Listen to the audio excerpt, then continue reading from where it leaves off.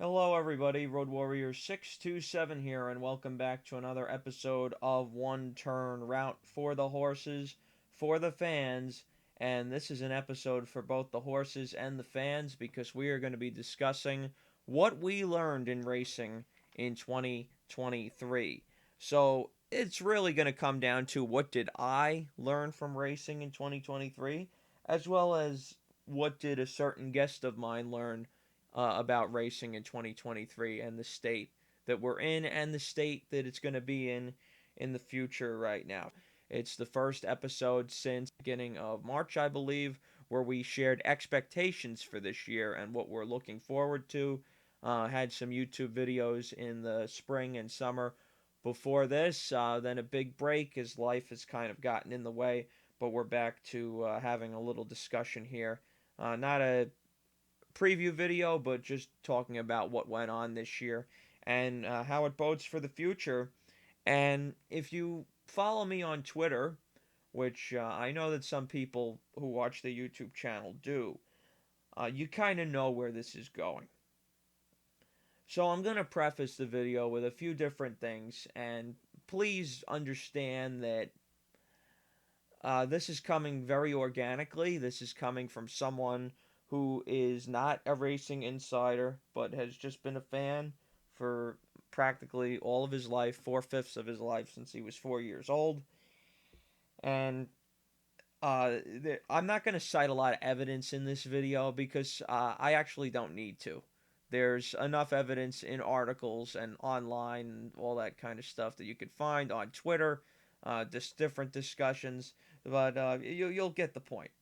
There's two main things I want to point out before we start here.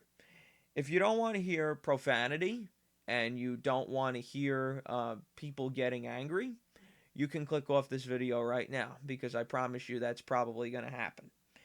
And also, if you think everything in racing is just great right now and you don't want to hear any complaints, you can also click off this video because then you're just wasting your time.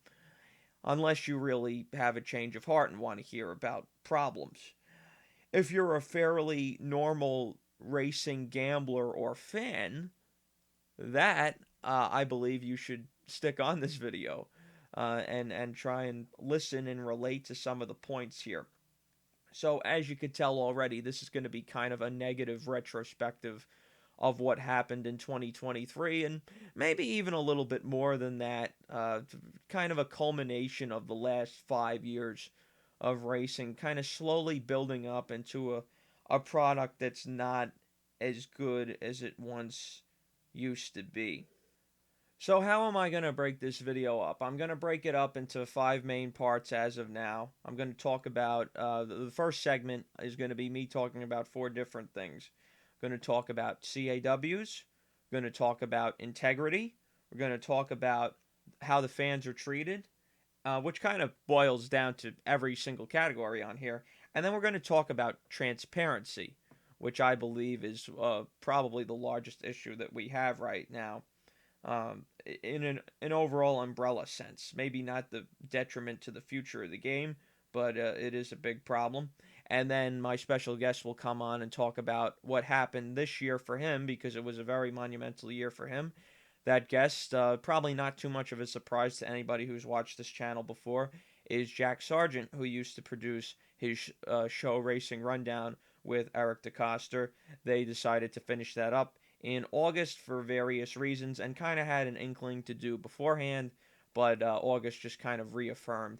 And I'm sure we will be discussing what happened back then in great detail later on. I'm also going to save his time to be able to talk about the breakdowns that happened this year, the high profile ones particularly, and the breeding industry and the problems we have there. But the first thing I'm going to do is actually answer the question of the video. What did we, I'm going to use we here as a substitute for I, because this is kind of the same opinion that a lot of my friends share. Not all of them, not particularly some of my closest racing friends, but a few of them and some people in general that I've gone to the racetrack with. What did we learn in racing in 2023. And what I learned is that racing is still fundamentally the greatest game that I know, the most fun gambling activity, the most fun sport, the most fun in-person experience going to the racetrack. But I think we're on a downhill ride from here. And I don't know if racing can recover from the current problems it has, or if we're past the point of no return. And I'm sort of leaning towards the second. So there were good things that happened this year, both for the sport in general and for myself. For the sport, Jenna Antonucci and Arcangelo's story was good. It didn't have a good ending because he's retired and should not be retired. We'll talk more about that in the breeding business later when Jack comes on. Cody's Wish, not much to say. Horrible what happened to Cody Dorman, but he also, Cody's Wish, the horse, wrapped up his career the day before that tragedy with a fantastic close win in the Breeders' Cup Dirt Mile for the second straight year. Casa Creed, tough as ever, one of my favorite horses, winning the 4-star Dave and the Kelso. Warlike Goddess winning back-to-back Joe Hurst Turf Classics. Just some really, really good stories this year. And for me personally, also, Gotham Day was a blast. Stars and Stripes Day, most profitable on track day. Haskell was great coming back from the grave that day, as far as my gambling was concerned, by hitting a few nice horses. The crowd that day was also the best I saw of any day this year at a racetrack. Really enthusiastic, halfway down the backside, all the way to the wire, a continuous roar. So that was great. Got to see horses train at Saratoga in the morning. Actually, the day after Casa Creed won the 4-star Dave, I was up at Lake George, so I went down there, saw the guys from On the Wrong Lead as well as Andrew Champagne. And then some Breeders' Cup success. Just FYI, who I've been following since her first start, won the Juvenile Fillies. She'll be a champion. Also hard to justify winning the next race. That was a huge double on Breeders' Cup Friday and just kind of culminated that very well. Those two horses that I've been following for quite a long time. So it's not like all hope is lost. I had some great times, particularly at Belmont this year, even on days where I lost, particularly days where bad things did not happen on the racetrack, and I'm sure you could figure out what those bad things are. And I fully expected next year to be the last year of Belmont when it was, in fact, this year. So that was a little bit of a shell shock, but we'll get to that later because that's part of another spot. We're going to dive into the 4 topics now. And the first one I want to talk about is what I believe is the greatest danger to horse racing in the kind of immediate to 10 years down the road term. And we have to talk about them. And they are, no surprise, the CAWs. So, CAWs, anybody who follows racing right now knows about them. And they've been kind of in the game for about 5 years, at least in a high profile sense. And the consequences of them that everybody hates pretty much are the late odds drops and the unexplainable payouts of when you can't, not everybody's going to follow the exact and the double probables all the way up until when they go in and look at them after the race. Everybody's paying attention to the race. And then when it comes back after, everybody said, well, what the hell just happened? The win pool, I follow Naira, so Naira has at least taken the first step to try and reduce their influence by getting them out of the win pool, which they did, I guess, about a year and a half, 2 years ago, something like that. And that's been fine. There's no complaints there in the win pool, but they are still very much present in the exactas, the doubles, and some of the other horizontal and vertical wagers until you get up to the pick 5 and the pick 6, where they have less influence here and they're going more after other tracks, playing all those bunch of combinations. So what is the main problem with them? Well, you have the problem for the gambler, and then you have the problem for the future of the sport. Let's talk about the gambler first. And I always say, and this is kind of the reason I chose this line for the kind of for the slogan of one turn route, which is for the horses, for the fans. Those are the two most important entities in horse racing. You can't have horse racing without horses, and you can't have horse racing without fans, because we're the ones that give the money. We're the ones that generate the money that is used to pay the owners and trainers that win the races and also help the tracks be maintained. We're also going to talk about how our money is becoming a little bit less soon. But the gambler problem is that they feel, and I feel, that they're getting gypped by these people being able to put in last second wagers that give everyone a false impression about what the odds are going to be. And you can say, oh, you could just look at the double probables or the double payouts. Well, guess what? That doesn't work for the first race, and sometimes it doesn't correlate anyway to look at the will pays and determine how short your horse is going to be. You want to have a good idea beforehand so you can strategize, and that is very much being taken away. And I realize that some horses' prices go up because sometimes they're wrong.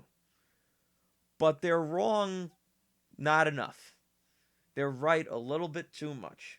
And it makes you wonder what's going on. We've seen odds change 4 different times within a race, particularly down in Florida. That's a big concern. Normally you just see the one change after the gates open and they run for about 5 seconds.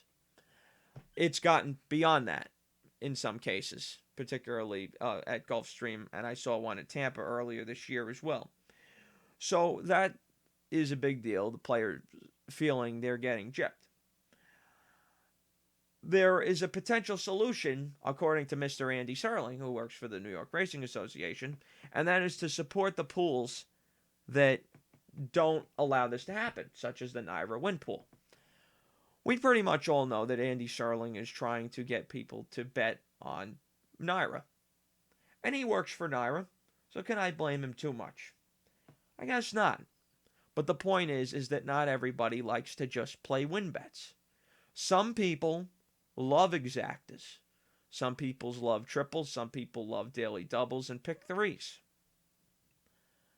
Is it fair that we force or strongly encourage people to move their money into a pool where they're less comfortable or they feel that they would be less profitable just because these assholes get to pretty much do whatever they want and have access to a lot of information and be able to put in crazy high volume wagers at the last second, which is the most important part and the most detrimental part?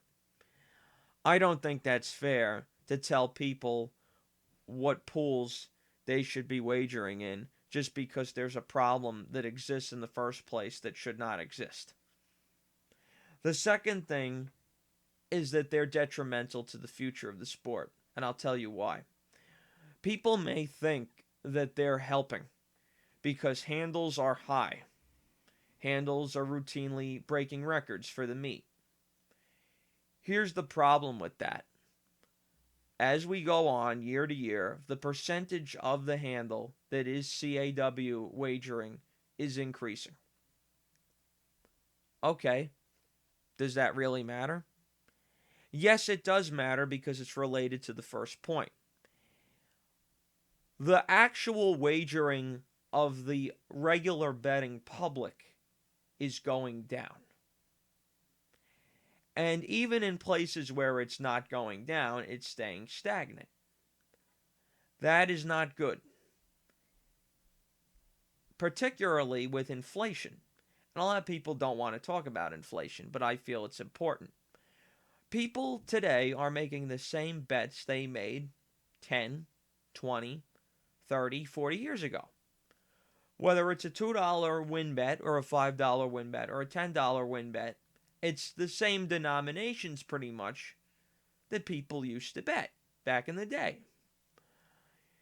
Here's the thing, that money is worth so much less now So are people really betting more?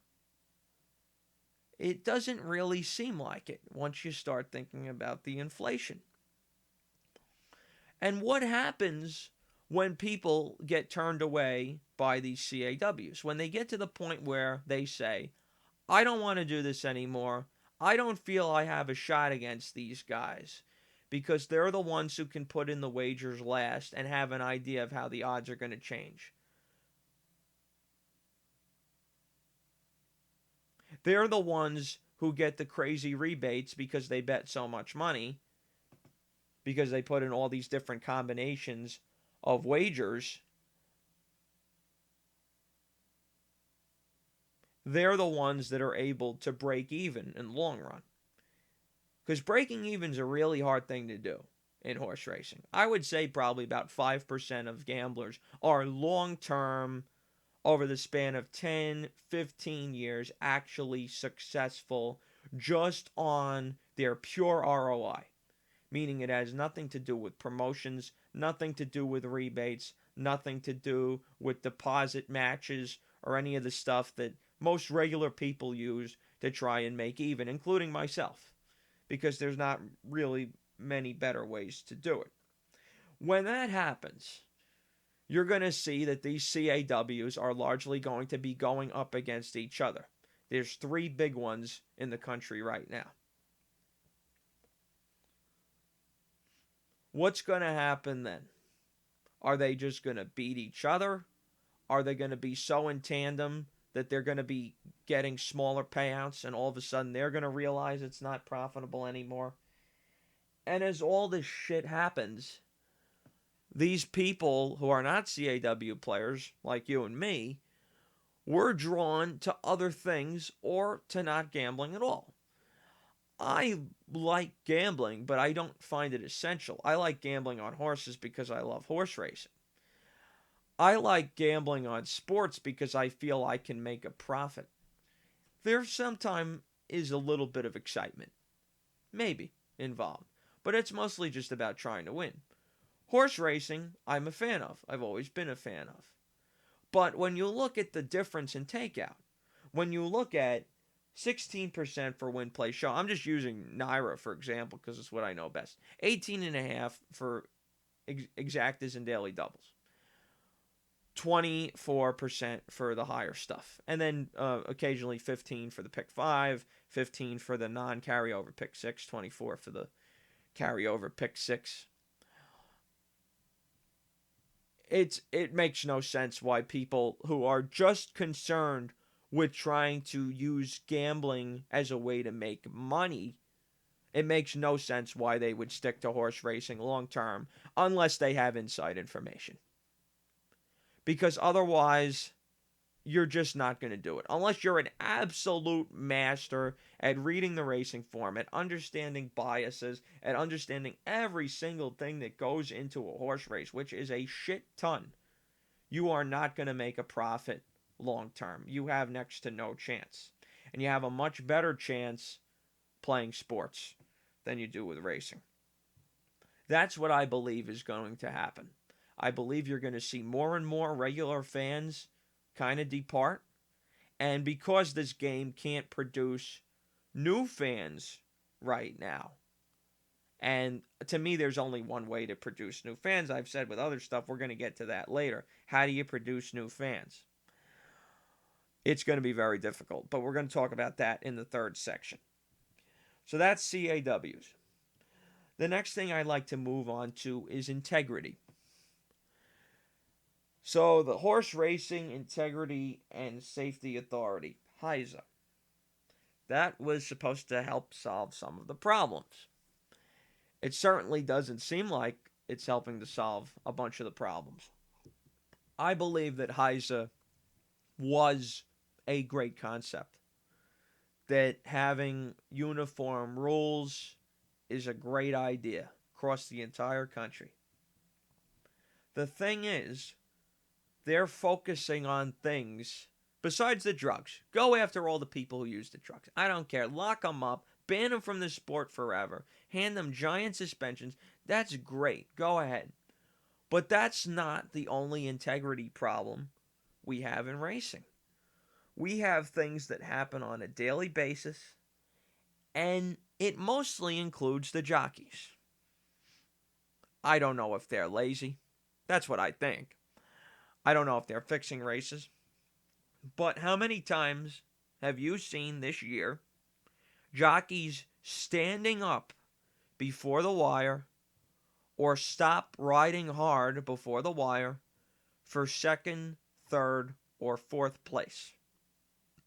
Why do those positions matter? Because those are the positions that get paid out in the bets. Sometimes it even goes to fifth. Exactas, triples, and superfectas can be won or lost by the efforts of a jockey who knows they're not going to win and stops riding. First of all, it's against the rules. You're supposed to ride your horse to their fullest potential and attain the maximum finishing position they possibly can. Second of all, in addition, say they fucking hate the gamblers. Say they hate us. They completely despise us. Okay, well, we despise them, first of all, right back. Second of all, you're riding for an owner, you're riding for a trainer, and you're riding for yourself. You're riding for your own 10%. Even in a cheap $10,000 claiming race, let's say it's a $10,000 purse. The difference between second and third for you could be a meal. It could be a new toy for your kid. It could be between another $25 and $50. That's just on the absolute low end. You're telling me you're not going to ride your hardest for another 2 damn seconds? Just because, you feel you have no chance or the horse has no chance? That's a pretty sick thing. To say, okay, I'm not going to make it, or I just don't care about it. You don't care about your owner. You don't care about your horse having the best possible finishing position. You don't care about the money. Now, I had people tell me, including some of my friends, we get into an argument about this about once a month. They say they should not be pushing a tired horse at the finish line. So the thing I always tell them is this. Let's say you're battling for the win. You going to push him then? Of course you are, unless you're fixing the race. To the gambler, getting second, third, or fourth can be, and sometimes often is, more important than winning. Because it is those wagers that build up and pay more. The harder it is to get first and second, then first, second, and third, first, second, third, fourth with the same base wager, the payout is going to naturally, almost all the time, increase. So getting that last horse in, getting that horse's head down for third or fourth, can be the difference between a giant score and absolutely nothing at all. We are the ones that fund the game. We are the ones that keep the interest alive. The fans need to be respected. The gamblers need to be respected. And the least the jockeys can do, even if they have no talent, and we're going to talk about talent as it relates to what happened this year, the least you can do is try. If you don't make it, you don't make it. Fine. The horse wasn't good enough. That's fine. Can blame the horse. I don't like to blame the horse. If the horse can't make it, he's too slow or he was too tired. But I don't want to see a photo where one jockey is riding his heart out and gets fourth or third or second, and the other jockey is doing nothing. And the difference is a pube hair. You know how much that bothers me? You know what horrible thoughts I've had in my head when I see that? I always say, if that was my effort at my job, I would be fired tomorrow. It's the same principle as the prima donnas that stare at home runs that don't go out, at the guys who don't run to first base on a ground ball, that just jog merrily down, expecting to get out when you really don't know what the hell can happen. Horses can find energy anywhere, especially on the grass. They find something. The jockey does something different that motivates them to get them to the wire.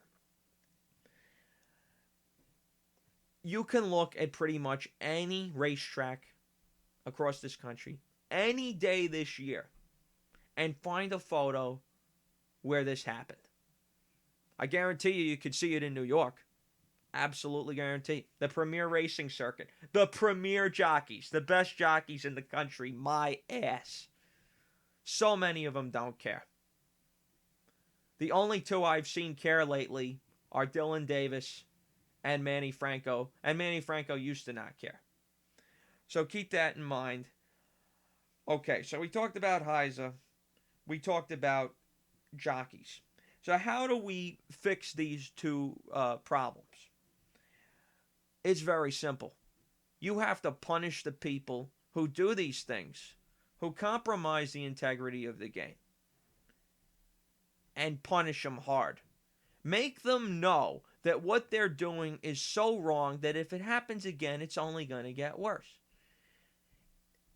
Stewards need to be handing out suspensions to jockeys who quit and have no good explanation for it. They felt something was wrong with the horse. He felt weak. He took an awkward step. Any of those things, that's fine. The horse's health comes first. But if that doesn't happen, if they have no explanation whatsoever, you got to suspend them for a long freaking time. 2 weeks minimum, hopefully a month. Trainers that get caught using performance enhancers.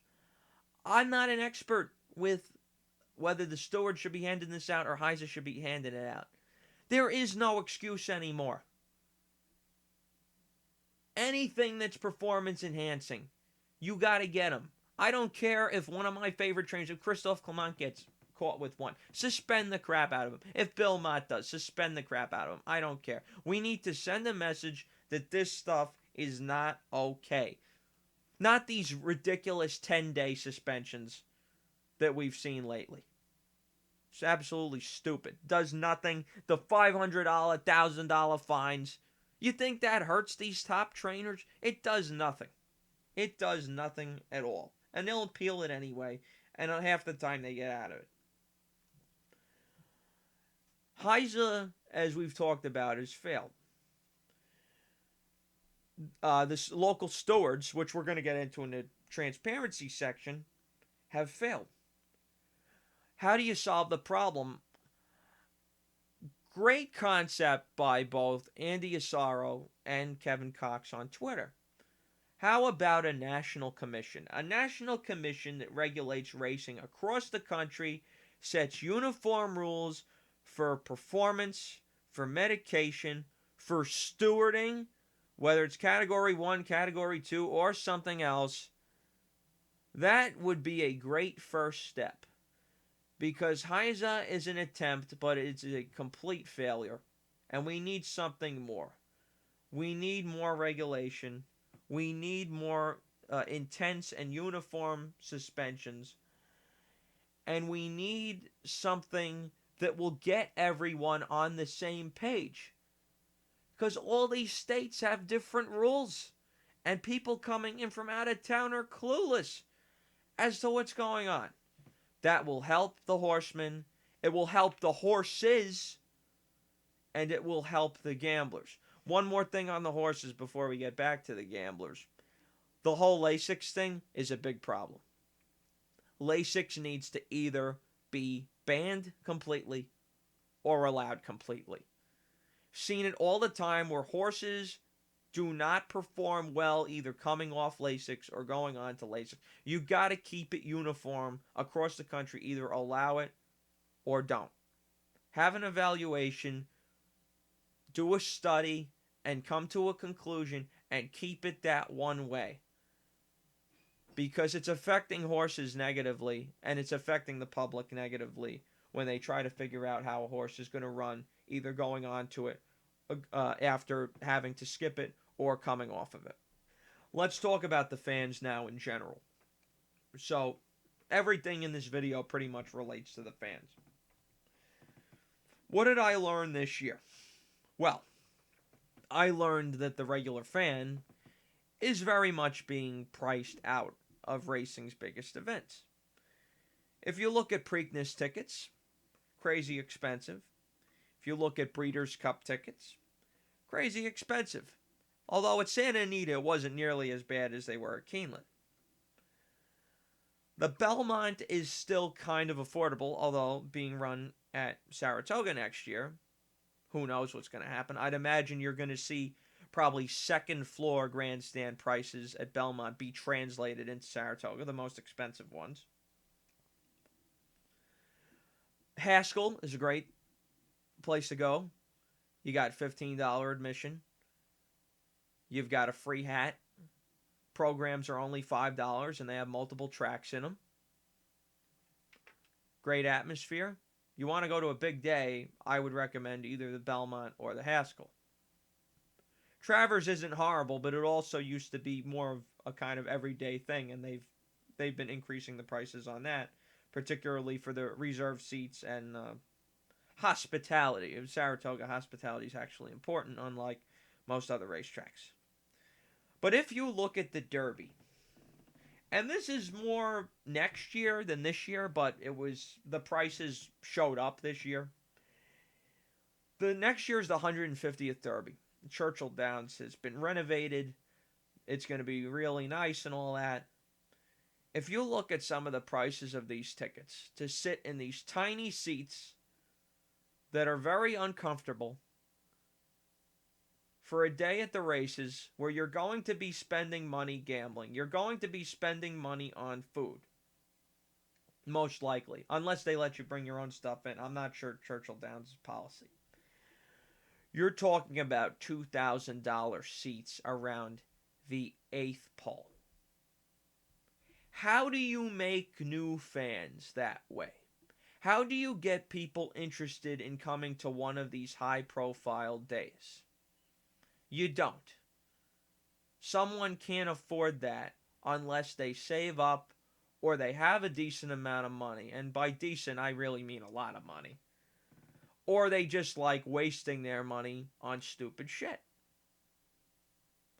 There's other little more subtle examples of this. So Belmont has had the whole 12 by 6 cooler thing. It's been talked about on this channel before. It was vehemently enforced this year. They were turning people away at the gates for coolers that were 14 inches long. At some point, you got to say, do these people actually want us here at the racetrack? Do we want your business? Do we want you to show up if we're going to treat you this much like shit? Monmouth Park's rule about bring your own, that it's limited to the picnic area. Now, they don't really enforce it like crazy, but I did see it enforced one day that was not the Haskell. I believe it was Saturday, August 19th was when I was there. Some guy just had a sandwich. You're going there to give them your money. And even if you win, 15% minimum of every dollar you spend at the windows is going away, is going to them, is going to the state, is going to wherever that money goes to. And you're telling me I can't bring a sandwich. Now, this wasn't me. This was somebody else. While I haven't seen it enforced, the rule states that any bring your own is banned. So I can't bring a water bottle? I have to pay money for a bottle of water? The thing that gives all humans life? It's a very similar concept to the minor league ballpark thing about them not allowing outside food or beverage. But at least then, you're going there just to watch a game. You're not really going there to spend money and give them more money like you are at a racetrack or at a casino or something like that. We'll talk about promotions for a quick minute. So CAW players and people who play a lot of money get rebates. It's okay to get rebates, in my opinion, if you're putting in $20,000 a year. I put in over $10,000 this year, but I didn't qualify for anything. That's fine. But you have to show some love to the regular players. And a lot of the promotions of these companies are not that good, particularly Naira's. Naira's promotions have gotten worse over the years. They used to have a promotion where you would bet $50 each on 2 tracks and you would get a $20 bonus. So you get $20 back for betting $100. That's a pretty sweet deal. Those promotions, the amount that you've had to wager on the tracks have increased while the promotion amount has remained the same. Sometimes they make it 40, but when you have to do 40, or when you want to get back 40, you have to spend either $150 or $200 on 2 tracks, or $75 on 3 tracks, or whatever it is. The point is, the amount you have to spend has gone up, and the amount that you get has either is pretty much stagnated, hasn't gone down, but in relation, as far as the percentage that you get back, has gone down because the amount you have to wager has gone up. And a lot of these promos also, they deal with the pick fives, the hit and split bonuses and stuff like that. Some people love the pick fives, but a lot of people, including myself, don't. And the day-to-day promotions just require a little bit too much to feel that they're even worth it. I'd really recommend that if you love horse racing, that you download DK Horse. This is not a sponsorship promotion, none of that. But they, to me, have had the best promotions for regular fans, people that will bet between $25 and $100 a day. And they often have promotions for the bigger tracks, for the New York tracks, for Churchill, for Gulfstream, Santa Anita. They jump around, and they're pretty good. So if I were to recommend any ADW right now, I'd recommend them. They have a good interface. They don't have a point system, but they do have the good promotions. You can get your points elsewhere if you like that system. Not that it's a great system anyway, unless you bet a whole hell of a lot and are getting decent returns. Maybe not breaking even, but at least not getting killed. Last thing I want to say before I wrap this section up is that I believe that we have a serious data problem. I kept getting more and more emails this year about buying PPs. I got emails from Equibase. I got emails from Daily Racing Form. I got emails from other sites, from Brisnet. You can get free PPs if you have an ADW. If you bet a certain amount, Naira is actually pretty good. You only have to bet $2 minimum on the card. One $2 win bet or $2 total on the card to get your PP's fee reimbursed for Equibase basic past performances. DRF, for every $50 you get past performances. Here's the thing. Charts are free. Equibase charts. Anybody can look them up and see what happened. It's done by a computer after the comments and the calls are put in. I don't understand why that can't happen for past performances. Now, I'm not talking about figures.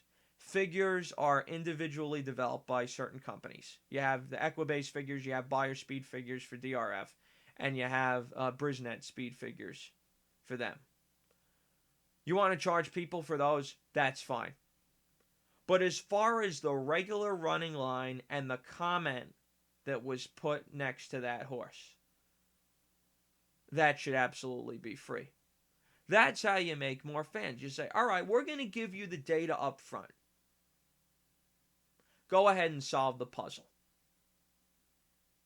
You may as well do that because you're having to deal with high price concessions, you're having to deal with poor promotions, and you're having to deal with high takeout. So the least you can do is give people data to work off of, even if it's not 100% the normal ones with the speed figures. People can figure out how good a horse ran themselves, or they can watch replays. And replays are such a valuable tool. That, thank God, you can pretty much look up anywhere for free. But to get them easy, you pretty much need an ADW. Naira, thankfully, they actually do one thing right, and they have a bunch of replays from the last 10 years available on their website for free. But the bottom line about this section, about how the fans are treated, this is a sport where gambling is the name of the game. I want to make it clear to people, and you can disagree with this, but I think you're wrong. This is not an entertainment product. Horse racing is not an entertainment product. It is a business. It is a business where people try and often fail to make money. Owners, trainers, jockeys, breeders, they do this to make money. Most gamblers do this for some percentage of their motivation is to make money. Some are more fans. I'd say I'm about 50-50. Horse racing can be entertaining.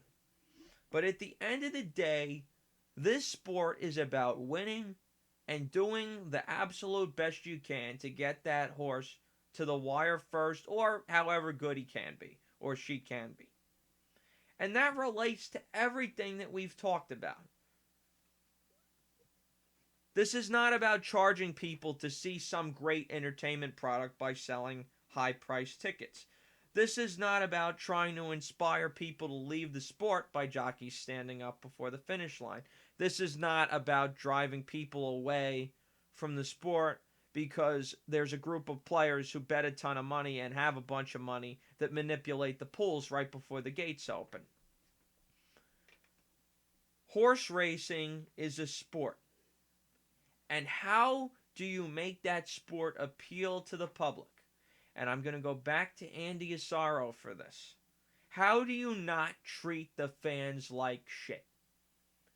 You market it, and you sell it, and you treat it, and you run it like it is a gambling game of skill. That with the right amount of effort, with the right amount of patience, with the right amount of studying and smart wagering, that you can at least break even, if not make a profit, if you are a smart handicapper.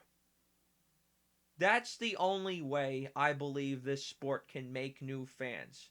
To not treat the current fans like trash. And how do you do that?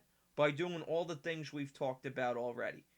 Give them free PPs, even if it's not with the figures. Reduce the prices of tickets. Get people out on those big days. Make them see what happens. Hopefully not the big days this year because of all the problems that happen, that those things don't happen as much in the future. Let them see that the jockeys are trying hard for them. Let them see that they're not getting screwed over by the CAWs at the last minute. And you will have at least a chance to save this game. A chance to create new fans. But it's only if you sell it that way. Because the casual fans that come out a few times a year are not going to save this game. You need to get people that are going to bet consistently, not necessarily all year round, but for a good portion of the year, and have a period where they do it pretty often, probably in the summertime. That, to me, is the solution. That's what I learned this year. The most, really, besides the fact that we're on a downhill spiral, is that.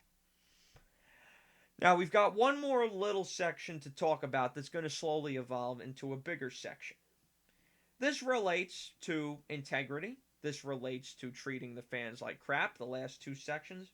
What is horse racing's biggest overall problem? Not for the future and kind of the current, like the CAWs, as far as the money is concerned. But what irritates horse racing fans the most out of the way this sport is run? And I've never seen it quite like this year. I have never seen such a horrible lack of transparency among the people who run racing, particularly here in New York. You know, I'm going to keep coming back to that. We need to talk about stewards' decisions and disqualifications. Anybody who's looked at the NYRA website over the last,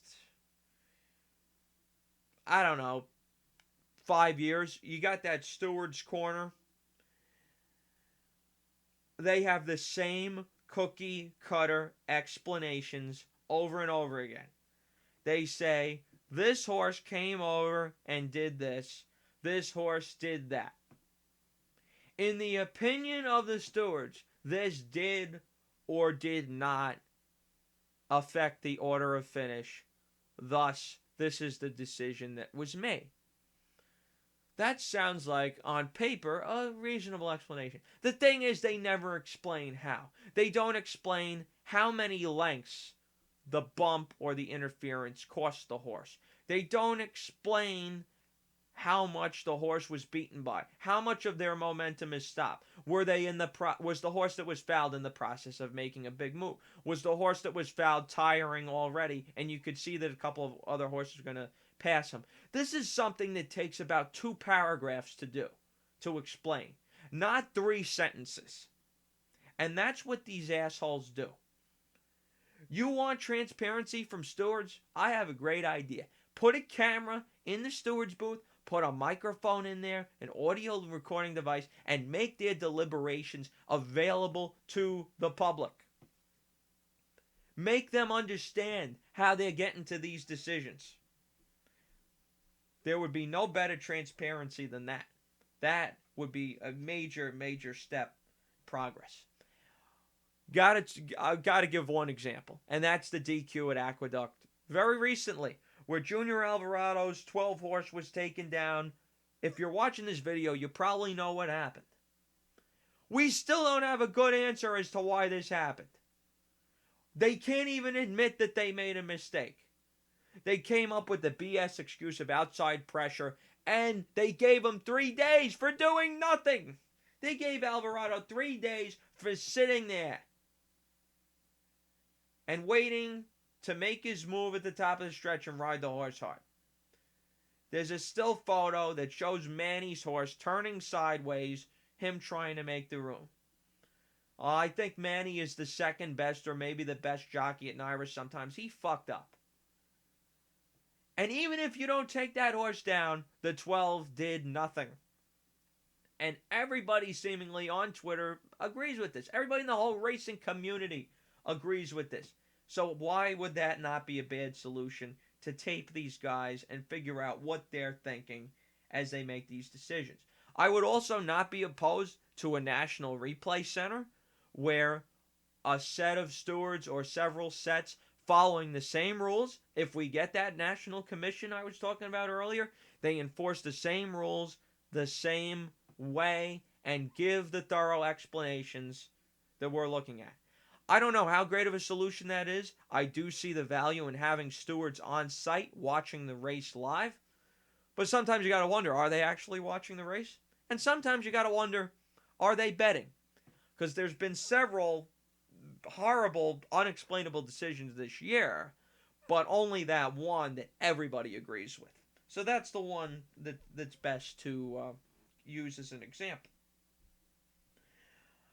I'm going to give 2 more examples of lack of transparency, and they both have to do with Belmont.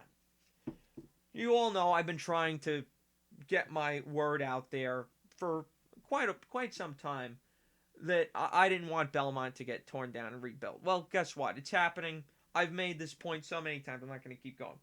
But the point is, this year wound up being the last year. And July 9th wound up being the last day.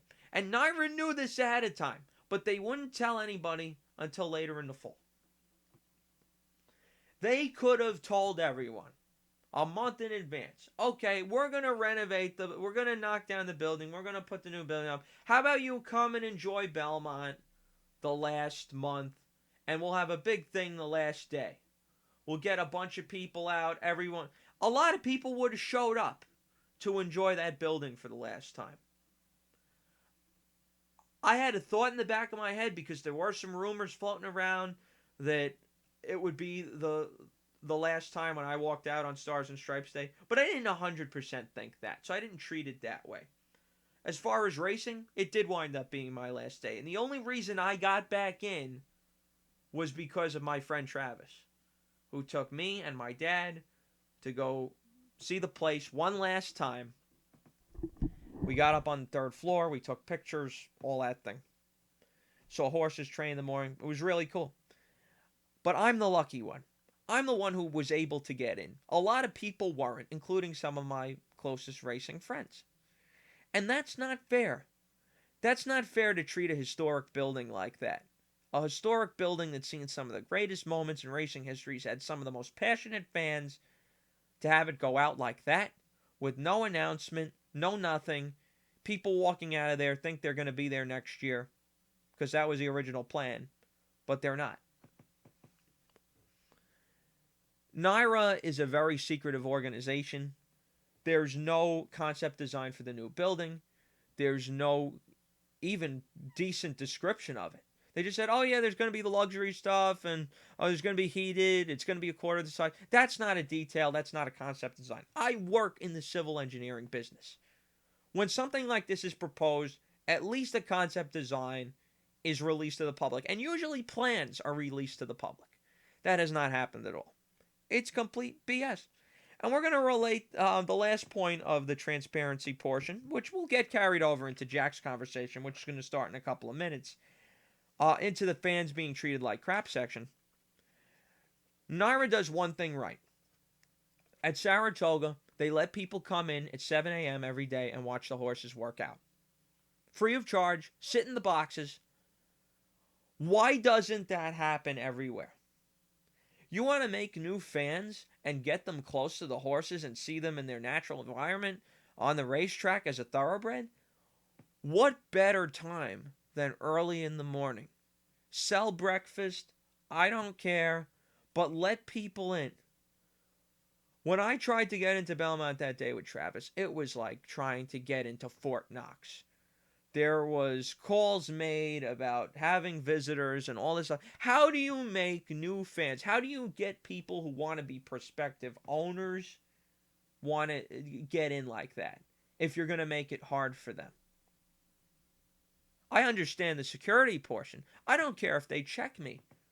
But being hostile and unwelcoming to people, which these people were, sucks. It's a complete turnoff. And it's kind of a microcosm of the whole boys club thing in racing media, which Jack is going to bring up shortly, and racing in general. We want to stick to what's comfortable. We don't want to stick to what's going to save the sport or make new fans or give the sport a chance to survive with all the negativity in the regular general population that we have with racing right now.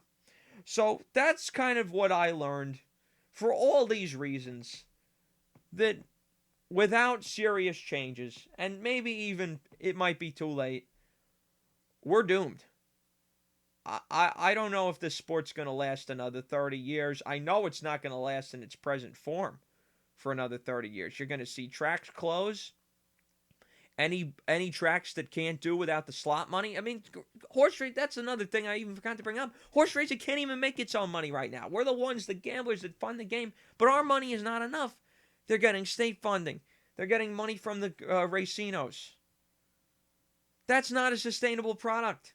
Anything else would be shut down if it's not profitable. Businesses that don't make profits are shut down. And that's a horrible thing because so many people, especially the backstretch workers and the trainers and stuff at smaller tracks, this is how they make their money. This is how they feed their families.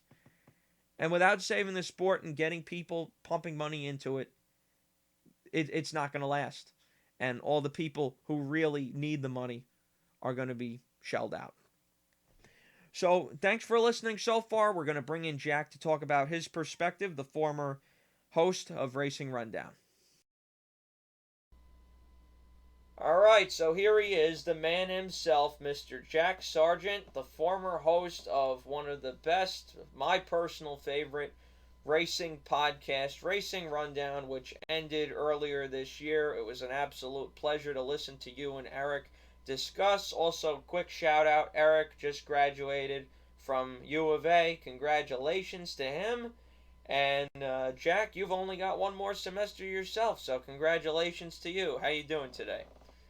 Well, you're making me a little bit nervous when you talk about this. How much time is left? But I said this when you kind of caught me a little bit off guard this morning when you put out the tweet, and I noticed that you mentioned former Racing Rundown producer, and that always like sort of like shocks me a little bit to think about because I was doing it for so long and not doing the show anymore. It's like sort of sometimes a little bit surprising to hear about it, but I had wanted to have a conversation like this, and I never like really had an idea what forum that conversation could be had.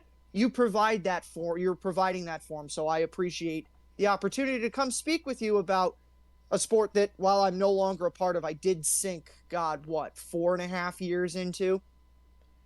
Yeah, quite a bit. And that podcast lasted for just about that amount of time, and it was a great run.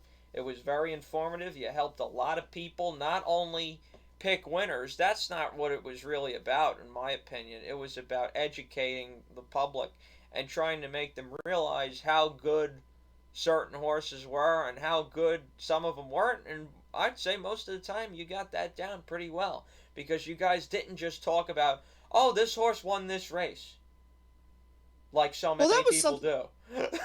Yeah, that was something that I always appreciated the way that we did things was picking winners was never the most important thing. It was, we're going to talk about the race, and the most important thing to me is that we get the race right. And I felt on so many occasions that we did get the race right, and even things that we said this year ultimately at points earlier in the year, as we came to the end of the year, things were still coming to fruition. And in the time since the show ended, there were several times I've texted Eric and said, "Hey, looks like we got that right too." You most certainly did. So, Jack, what I'm going to let you do here is I've pretty much already answered this question, as everybody, if you've gotten to this point in the video, God bless you, because you've heard me ramble on for such a long time. Or maybe you just skipped here to hear Jack, which is just fine too. Um, I talked about what did I learn in racing in 2023, and I pointed out the four main problems that I identified for myself: the CAWs, integrity, treating the fans like crap, and transparency. And some of that is going to continue on, as every topic is sort of related in this video. But I also left the topics of probably the biggest headlines of this year, which were the major breakdowns on major racing days, and talk about the breeding industry. I left that to you to discuss, and I'll chirp in a couple things, but I mainly want to hear your take on it because I believe that it speaks a lot. So, Jack, what did we learn from racing in 2023? And what did Well, you learn? Well, first of all, one of the things that we learned in horse racing is we learned how selfish and self-interested so many of the people in this industry are. And I say that, and I was having this conversation with you and with other people throughout the past couple of weeks, because Andrew isn't the only person that I've talked about my departure from horse racing with. But the word that I like to use to describe it, because it's what it is. I'm a big proponent of calling a spade, and the unspeakable greed that is present in the horse racing industry is just beyond ability to tolerate, which was one of the reasons why it ultimately pushed me over and out. But we saw that time and time again, just how everyone I can't say everyone, but so many people in the industry put themselves and their interests above everything else in racing. And I think that was one of the biggest things that we learned. And I'll say this, and you can be upset with me with this phrasing if you like, but we also learned that the big days bring out the worst in horse racing. And I'm not just talking about the fact that this year saw so many serious injuries, horse deaths on marquee days. And I want to go back a little bit to talk about last year because a little bit, not exactly at this moment, but the big days in horse racing brought out the worst in so many people. And I'll use one specific example, Mr. Mike Rapoli, who now has, by somehow, I don't care enough to keep tracking it, but apparently now I guess he has proclaimed himself commissioner of horse racing, which I just think this is another example of someone being completely driven by greed. But we all know what was happening at Churchill Downs the week leading up to the Kentucky Derby. And something was wrong with Forte, and the vets decided to be proactive and take the horse out of the Kentucky Derby. And Mike Rapoli has been whining and complaining ever since that happened. And it's not because of anything else other than he's mad that he didn't get the chance to compete in the Kentucky Derby. And sometimes some people, or sometimes scenarios and situations call for people to think above themselves, and things are bigger than you personally. And Forte being injured, let's just say hypothetically something like that had happened in the Kentucky Derby. At that point, after the week that horse racing has had, it would have been an absolute disaster for horse racing. And in that moment, Forte maintaining the health and the reputation of the whatever maintenance of the reputation of the sport you could have kept together at that point, the week of the Kentucky Derby, was bigger than Mike Rapoli. But Mike Rapoli doesn't see through that because Mike Rapoli only sees dollar signs and his own greed. And there's instances of this there's instances of this before 2022, and there's instances of this not even involving horse welfare and the health of horses. I'll specifically point to the fact that the horse that was the runner-up in the Kentucky Derby didn't even go on and run in the Preakness, which ultimately we saw how weak this year's Preakness was, but it wasn't for anything else other than the owners didn't feel like taking the horse back in 2 weeks and doing the sporting gesture, and instead were seeking to prepare for the opportunity to get their grade one so that they could get their stud deal and further the breeding industrial complex, which is a term that I coined after the Kentucky Derby and is something which quite obviously runs the entire sport of horse racing, which is very discouraging to see. Yeah, they most certainly do, and Jack is going to elaborate on that in just a bit. But yeah, we certainly learned a lot from him this year, and it was funny enough talking to him at Aqueduct, talking to Mike Rapoli. He is a good guy to talk to.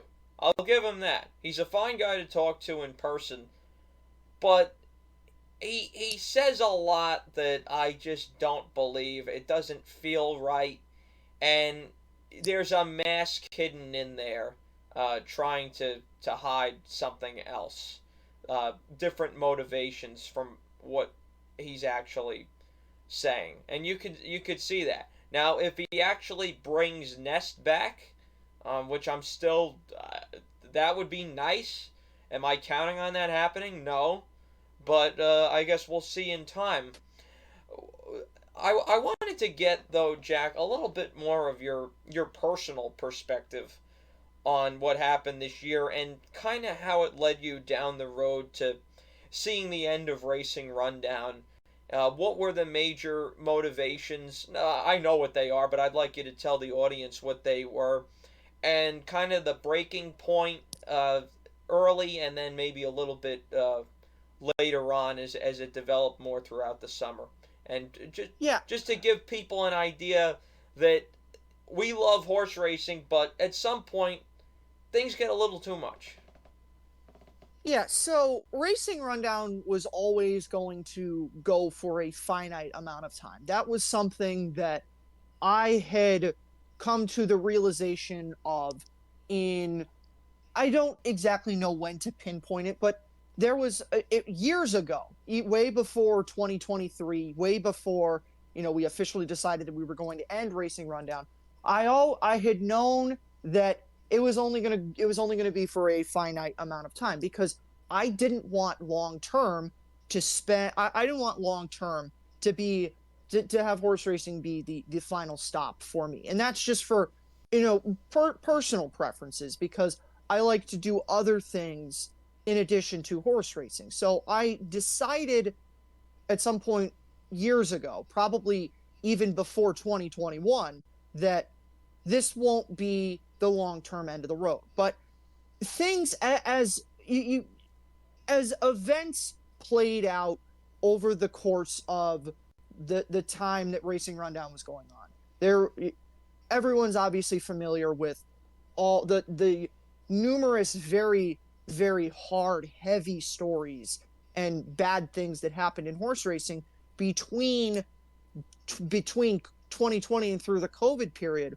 all the way up through 2020, and it starts all the way back with the revelations that came out on in March of 2020, and that was of course the Navarro service and other people's story. Now that wasn't really that was I thought that was a great day because it was, hey, we knew these people were always doing bad things, and we're doing something had finally happened for like the first time ever. We were finally getting people like this out of racing, and I thought that was a very good thing. But you can maybe point to that where the cracks started to emerge, but I would say more prominently than any of the other ones was when the situations with the 2021 Kentucky Derby happened. That was when I really started to get frustrated with horse racing, and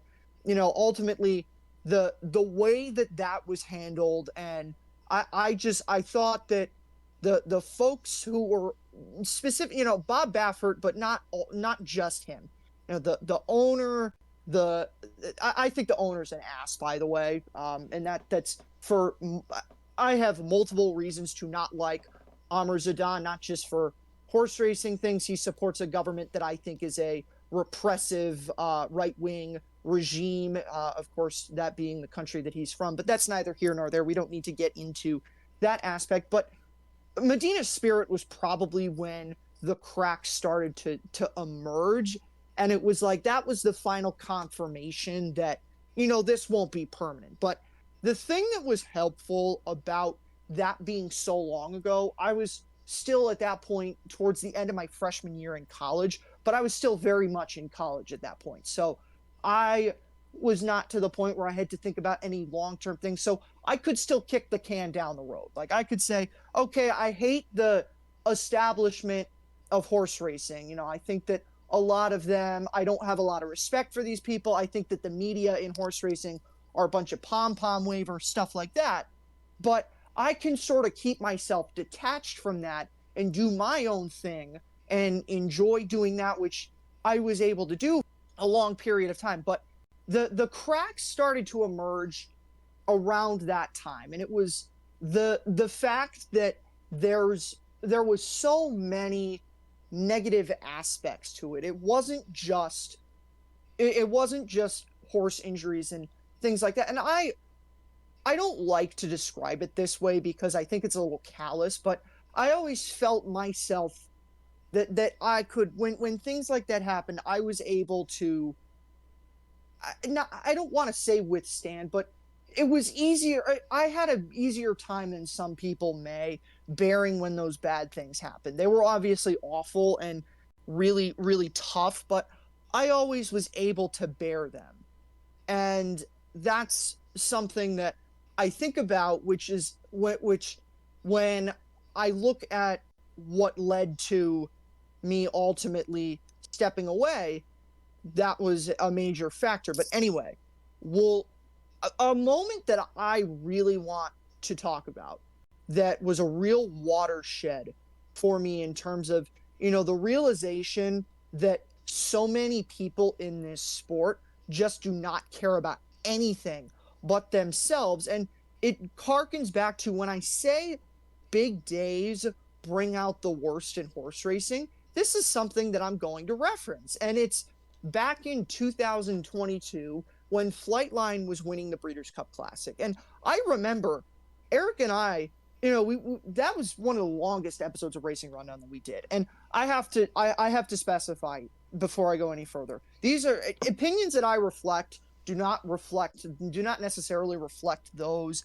of Eric or anyone else that I've ever spoken to or worked around in horse racing. These are purely my opinions. But we spent a while talking about this on the podcast, and I know that we had conversations before we started recording that week's show, and we were talking about just how pathetic, frankly, the actions of the owners of Flightline, and specifically one individual, Terry Finley, who is, there's a list of there's like a power ranking, the list of people that I loathe in horse racing. Terry Finley is right up there with Tom Ryan, who is the head honcho of the group. If you ever see the 1,000 owners that own a bunch of the horses that are with Bob Baffert, the best example of the group of people who had National Treasure this year, Terry Finley and Tom Ryan are two of the people that I loathe the most in horse racing. But Terry Finley, his actions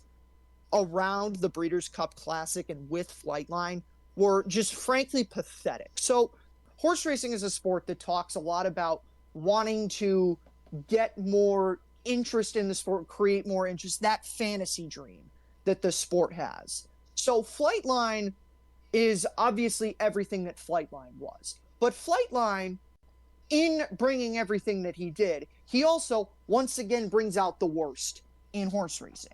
And the worst in horse racing in that case was the unspeakable greed that Terry Finley and the folks around Flightline, and I primarily blame Terry Finley for this because I truly believe that Costa Horonis and John Sadler, they wanted to bring the horse back for another season, and the folks of the breeding industrial complex headed by Terry Finley would not have let that stand.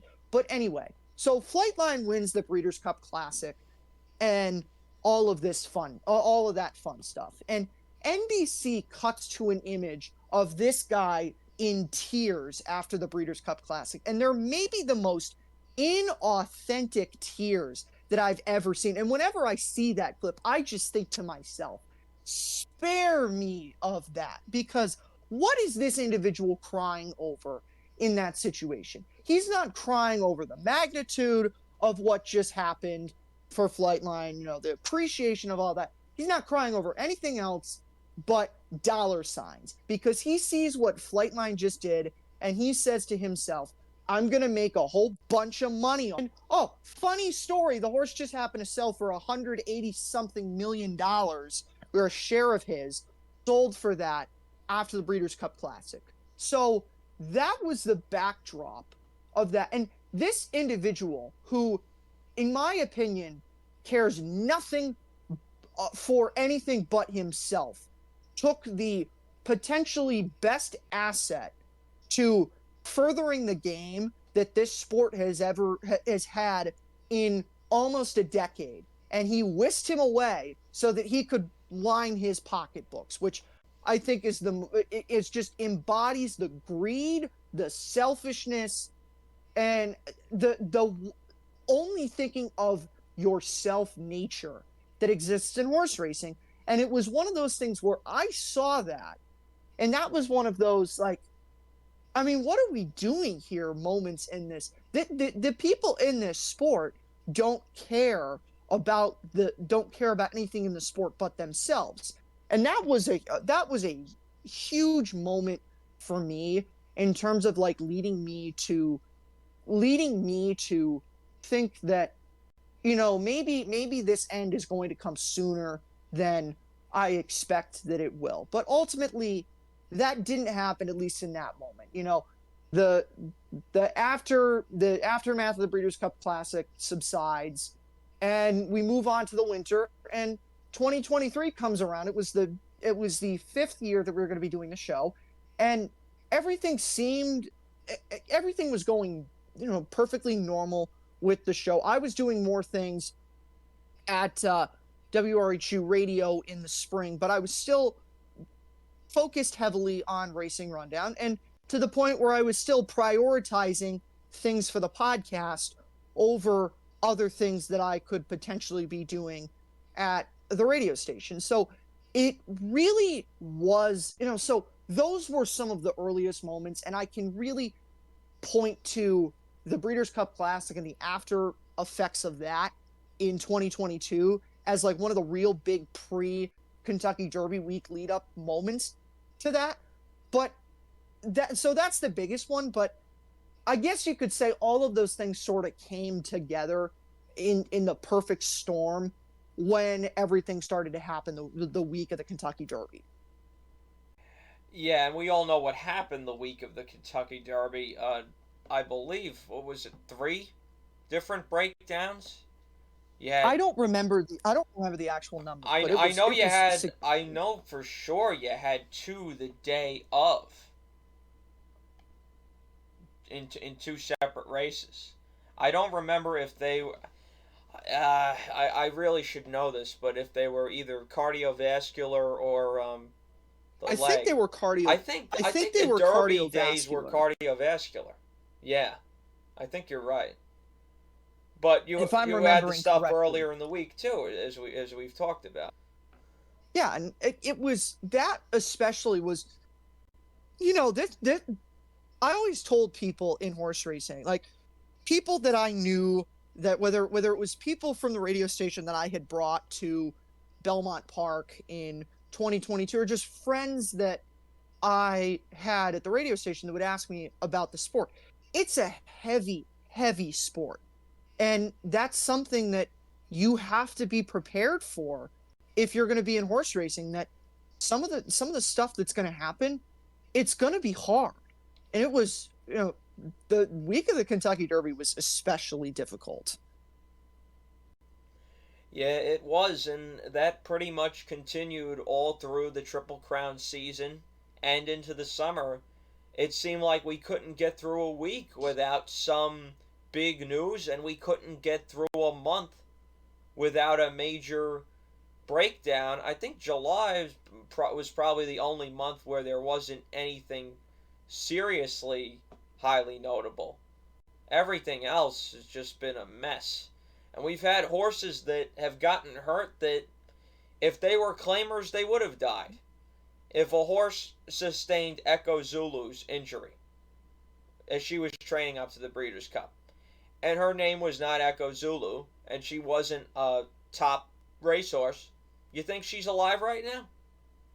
Probably not. And, if she's not a top racehorse, you don't hear about that injury. That's something that's always been, I don't know what the word is for it. That's something that's always been really tough, frustrating, difficult to deal with about horse racing, is that, a lot of these things you don't hear about. Yeah, you don't And we hear heard, about them. And well, I'll let you finish, but it's really only at the big tracks where you have a lot of people that see it happen where it oh, gets reported. that's what I was gonna say. Like, you hear about that one because it's Echo Zulu and it's at Santa Anita in the lead up to a Breeders' Cup. Yeah, and you might be wondering in the back of your head, the listeners, you might be wondering, what does this have to do with what we learned in racing this year? I know that Jack is going to talk about this, but I'm going to talk about it quickly too. I learned that I don't know if I can go on seeing this continually happen and want to keep giving my money to this game, no matter how much I love it fundamentally. I'm not sure how much I can bear. And it all started, we were talking about the Derby. How about a week after the Derby, I'm at Belmont and I see my first breakdown in 4 years. Over 4 years, almost five. 4.5 plus years. 26 trips to the racetrack with no breakdowns. I was very happy to be on a streak like that. And when I come back, Belmont Stakes Day happens. I lose. Okay, whatever. And in the last race, as almost a complete smack in the face, there's a breakdown of Mark Hennig's horse Excursion East. And then he proceeds to lose another one the next day in thankfully a race that I didn't watch. But in the race at Belmont, which was the last race, I had win money. I had the triple. And how much you think I cared? Zero. No care at all. I'm sitting there at the top of the stretch, and this happened on the far turn. So I was fairly close by, about as close as you could be to where this happened. And I'm sitting there with two of my friends and my parents. Now, my dad's a racing lifer. He's seen horses break down. He had a 40-1 shot break down right in front of him once, right before the finish, that he had money on. But my mom and my two friends, who had never seen a horse die before on the racetrack, I was very pissed off and upset. I was smashing seats. But I was more upset for them that they had to see something like that. And it only got worse as the summer went on.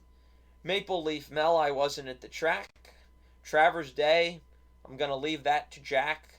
But I just kept saying in my head, and I still get excited about it. There is so much good in horse racing when you win or when one of your favorite horses wins. It's so thrilling that you can't help but get excited.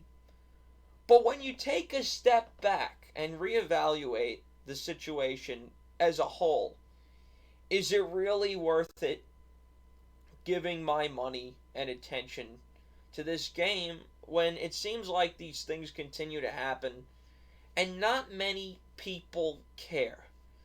And it seems like the fans care just about as much as anybody else, and sometimes we get painted as soulless gamblers step over a guy with a heart attack at the window, as the guy said in the Secretariat ESPN documentary. But no, we're not like that. There are some assholes out there, many of whom I saw this year, but there are people who care, people who get upset. And let's just say that I've reached the point this year now where I've learned that if horse racing was to cease to exist, with everything that's gone on, with the breakdowns, with the lack of transparency and all that, with the lack of effort, am I really going to care that much? I'm going to feel bad for the people who don't have jobs. I'm going to feel bad that I can't solve my puzzles anymore and combine action, math, and all the things that make horse racing great and handicapping great. But I'll survive. I'll survive doing something else. I'll survive having different passions, some of which I have established already. So I won't suffer if horse racing really goes downhill and I want to leave, or it self-destructs itself before people in the government can even do anything about it. So that's Well, where I'm at. I was going to say, I'm glad that you bring that up, Andrew, because I feel like sometimes I feel like people like us, people fans, are the people who care the most about this stuff, because you see so often when these things happen, and we'll circle back to, because I know Andrew wants me to talk about it, and I want to talk about the factors that led to the suspension of Racing Rundown, and then ultimately when I decided that I'd had enough and that I was finally okay with parting with the sport. But I feel as though people who are fans and observers ultimately sometimes care the most, because they seem to be the people most affected by this stuff. And at a certain point, there's not much you can do, but the show always goes on aspect of some of these things. And this was especially evident, and we'll talk about the Travers later, but this was especially evident in the Travers. And that was one of the things that I remember was really, really tough to see. Yeah, that day was the low point of the year for a multitude of reasons, and it wasn't just what I saw on the track, but it's also what I saw from the crowd. It's what I heard from security people. It was the way that the whole thing was set up. I'm not sure how much of that is important to talk about. Well, we've talked about the Derby we've talked about the Belmont breakdown. I think it's important. Frankly, I think it's important to talk about it. I'll talk about it from my perspective. I don't know how much you'll add, but Yeah, I think it's important. I just want to bring up. I'm gonna leave the breakdown stuff to Jack, but yeah, he'll talk about the first one and the second one. But that whole day, it almost seemed like, besides in the immediate aftermath, nobody, not that many people cared.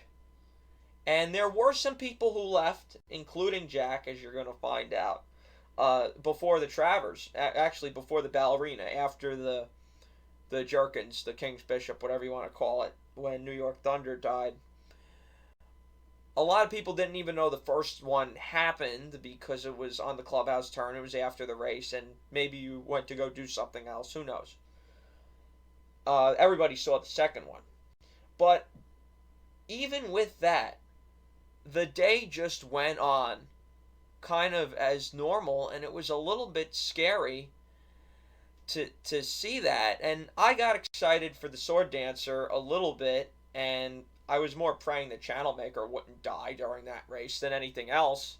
And I was excited for the Travers because I really thought my horse would win. He wound up running like shit, but I didn't really care about that. I was more happy at the end that it was okay. And then the last race, all I cared about was that they came home okay because I didn't care about the race one bit. But when you have, it really bothered me.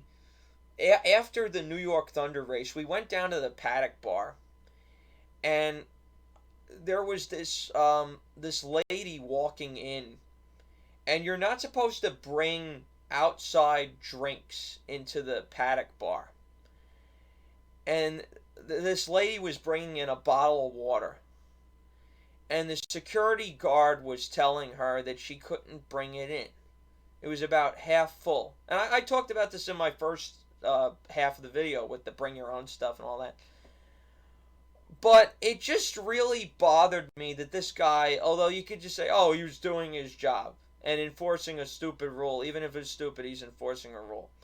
It just bothered me that something like that was still important to somebody after what had happened during the day. You can't tell me that this guy or the security people around the track had not heard or seen anything about what happened. And to worry about something like that after the shit that the fans who cared had to go through, because there were some who didn't care and actually laughed after New York Thunder died because they won the race, because the two got up there. For everybody else who did care, that just seemed like such a slap in the face to me. Like, we don't give a flying fuck about you or your experience here.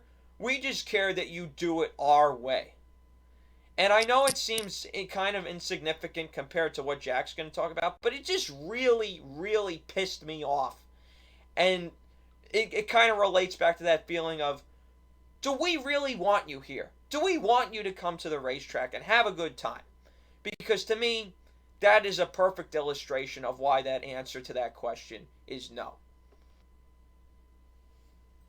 Yeah, and I mean, there's a lot to talk about. So we can sort of go back to when I sort of came to the realization that, this it had run its course, it being horse racing. So we'll go all the way back to the Kentucky Derby. Obviously, we talked about how difficult the week leading up to the Kentucky Derby and ultimately the Kentucky Derby day itself was. And all of that is still withstanding. But I had, at that point, I had kind of thought to myself, okay, Kentucky Derby has happened. We'll obviously have to reference all of this stuff. But, we'll do the racing rundown episode this week, and then we'll go on and then we'll continue the way that things always did. And one of the things that was going on separately from the Kentucky Derby and horse racing was Hofstraten. I've talked about this a little bit on this program, but I have become very involved in productions of Hofstra Sports at the radio station and things like that. So the week immediately after the Kentucky Derby was the CAA, which is the conference that Hofstra plays in. The softball championships were that week, and they were being held at Hofstra University because it was Hofstra's turn to be the neutral site for that tournament.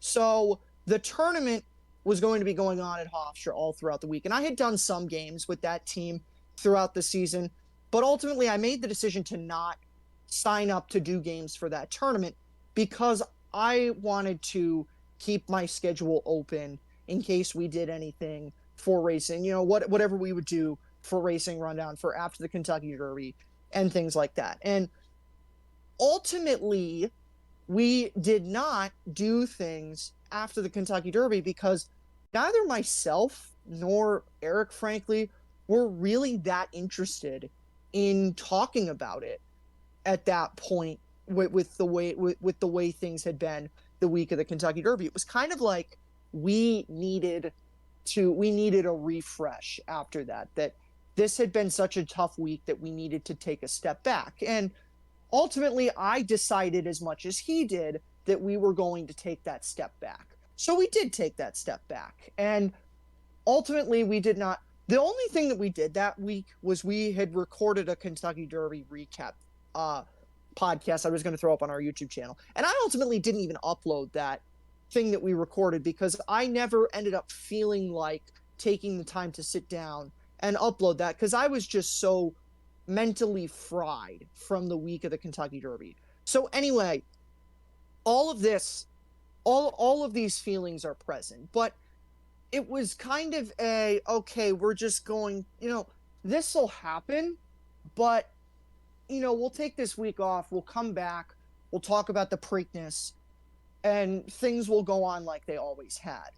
What I didn't count on was how much Hofstra softball team in that tournament was going to change my perspective for good on horse racing. And it seems a little bit, well, how can a sport that doesn't have anything to do with horse racing and something that has nothing to do with it completely change your perspective? I will explain that. So I talked a little bit earlier about how I think, the factors that I see present in horse racing, whether it's, the greed of certain individuals or just the fact that people don't care about the sporting aspect. And when I say people, I mean the owners, the breeders, the powers that be don't care about the sport aspect of horse racing. Everything's about furthering the breeding industrial complex. And, the loathe for the racing establishment, the breeding industrial complex, those things were all there before the week of the Kentucky Derby. And they were there, they got stronger. They got stronger Kentucky Derby Day and afterwards. But it wasn't enough at that point that it was going to push me out. But what ultimately, it is ironic to me, and I still think, gee, it's kind of, I guess for lack of a better term, funny that this was the straw that broke the camel's back, but it was the straw that broke the camel's back. So Hofstra, I don't want to go too much into the details that happened with this tournament because it's not that important, but Hofstra wound up winning the CAA tournament in an incredible, they won it on a walk-off single with 2 outs. They only play 7 innings in softball. So it was a walk-off single with 2 outs and 2 strikes to count in the bottom of the 7th inning. So it was like last possible moment. And this particular team that Hofstra fielded this year was so special because it was a senior and 5th-year player-heavy team. And the reason I mentioned the 5th-year heavy aspect is important is because of COVID, anybody who was a player during the lost season of 2020 was granted an extra year of eligibility by the NCAA. So there were several players. The overwhelming majority of this team were people that this was the last time that they were ever going to play the sport. And this team had not won a championship together. And Hofstra's a softball program a that has a very that has a long history of success. And this group wanted so badly to win a championship together, and especially after having played 5 years together, gone through all of those things. They had been expected to contend for a championship the year before, and they lost it in the first round. And when they won on that hit, it was the most powerful moment that I'd ever seen on a sports field before, because these were, again, and some of the reason that this had as much of an effect on me as it did was because there were people who were my age. But that part aside, these were people who were never going to play this sport again, because softball doesn't really have a professional feel to it, and especially not for people at a lower tier Division 1 school like this one. So this was it for these girls. And there's a beautiful scene that the girl who's the lead photographer for our newspaper captured. And it, to me, encapsulated everything about this moment and everything that I use this moment to tie into horse racing. And it's the girl who scored the winning run hugging the girl who got the winning hit, and they're both in tears right there. And I reference that because, I was with people who I was watching the game with. Like, we were celebrating in that moment, blah blah blah, all that fun stuff. Like, it was cool, everything. And then later that night, and honestly, I think it was the next morning, but whenever it was, I saw that picture, and I said to myself, and I specifically remember saying this to myself because I had thought back to when I saw that November of 2022. And I said, contrast that. That is pure, genuine emotion from people who are at the highest moment that their careers will ever take them at the end of their career. And they're so overcome by the joy of that moment. Contrast that with the similar actions from Mr. Terry Finley, and think about the reasons that Terry Finley is feeling that way.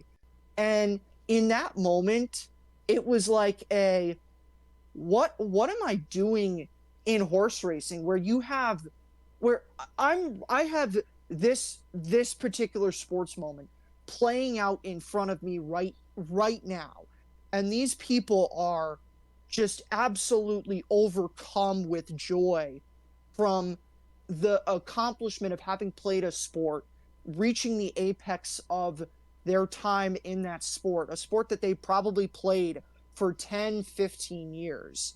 And they feel that way because of the aspect of the sport.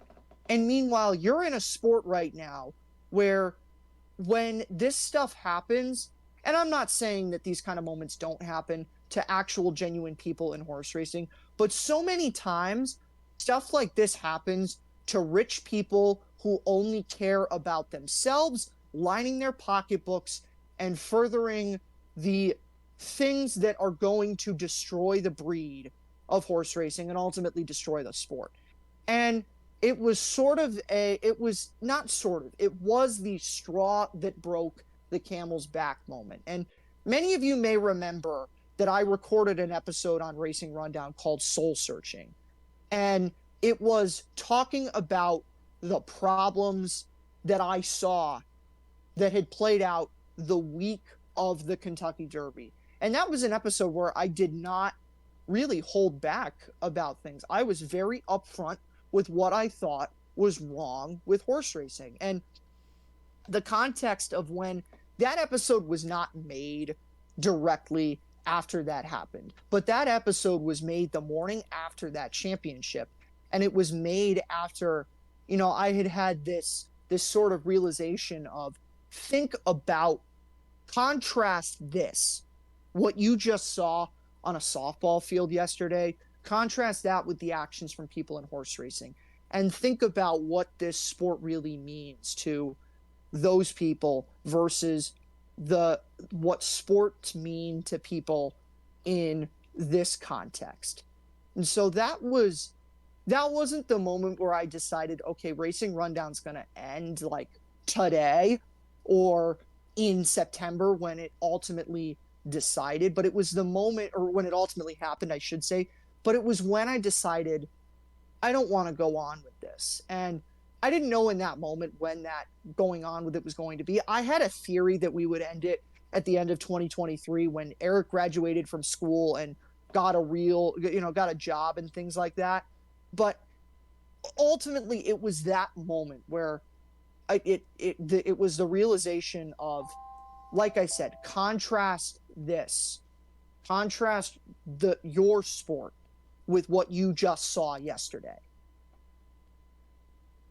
It makes a ton of sense, and for a different motivation, but it harkens back to what I said. You didn't listen yet, Jack, to the first half of this video when I said, why would I, if I'm just concerned about this one thing about making money, and that's what I'm concerned about, why would I do it in horse racing where there are significantly more obstacles to doing that when I could do sports betting where it's much easier to make a profit? Why am I going to try and enjoy a sport that has so many problems when I can enjoy what you were able to do? And I'm glad that you will still be able to do that for the next 5 months or so before you graduate and move on to other endeavors. And I feel you did a really good job explaining that. You want to talk just a little bit about Travers Day itself and why you made what I was very surprised at the time you did, a bold move to say, I'm done, but not just uh, theoretically or metaphorically, but you were done that minute. And Well, what spurred you to do that? I mean, we all know what spurred you, but how?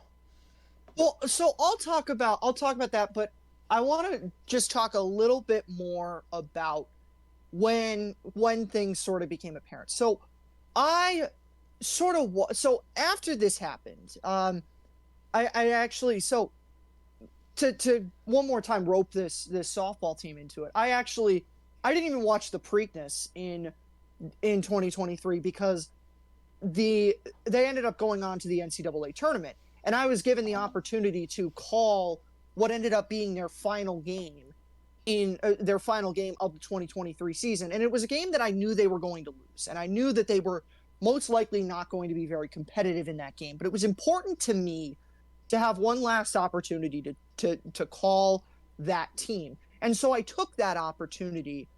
And the time of the game just happened that it was going to coincide with the Preakness. And I said to myself, I don't care about the Preakness. So I didn't even watch the Preakness in 2023. And I sort of waffled for a couple of weeks about what I was going to do. Eric and I decided that we were going to put the podcast on hold, announced that we were suspending it for the moment because I didn't know what I wanted to do with it. He didn't know what he wanted to do with it. And, we just needed time to we figured we needed time to figure things out, or more time away or something like that. And ultimately, the one thing that I had that was bringing me back to horse racing was I was going to have to produce the WRHU Belmont Stakes preview show for Belmont Stakes week. And I I didn't want to produce that show, but it was a situation where I had to do it because nobody else at the radio station was capable of producing it, just because I was the person who knew horse racing at that point. That burden had shifted to me. So I had to produce that show. And it was in the context of producing this show that this sort of waffling happened about what are we going to do for horse racing. And I do not want to talk about internal dynamics at WRHU because this is not the forum for that. But there was also at the same time an opportunity on the table there to take up the producership of the show that I now currently am producing and produced through the back half of 2023. So ultimately there's no suspense here. I did ultimately produce that show, but I was waffling about it for a couple of weeks because I didn't know what we were going to do with Racing Rundown. I didn't know if that was something that I wanted to take on. But, Belmont Stakes Week itself was a very difficult week. And again, there's things that I don't really want to talk about because there's grievances that Andrew likes to air with the New York Racing Association there's some that I will air, but I don't want to air all of them because this isn't the right place to do that. But the New York Racing Association did not make the lead up to the Belmont Stakes of 2023 an enjoyable one to produce and be a part of from the media perspective. So there's a little bit of that soured the reputation, that soured the desires of me to go forward. So another aspect of that was the fact that the New York Racing Association became exceedingly difficult to work with and just really left me not wanting anything to do with specifically them, but also horse racing by the end of Belmont Stakes week. And ultimately it was the Wednesday before Belmont Stakes Day. So specifically to provide memory to what that day was. If you're out here on the East Coast, that was the Orange Day, when the fires from Canada were at their worst. So anyway, that was the day, and I actually made the decision driving over from my sister's house where I was staying Belmont Stakes Week to pick up our WRHU credentials for the Belmont Stakes. There would be 6 of them. To pick those up.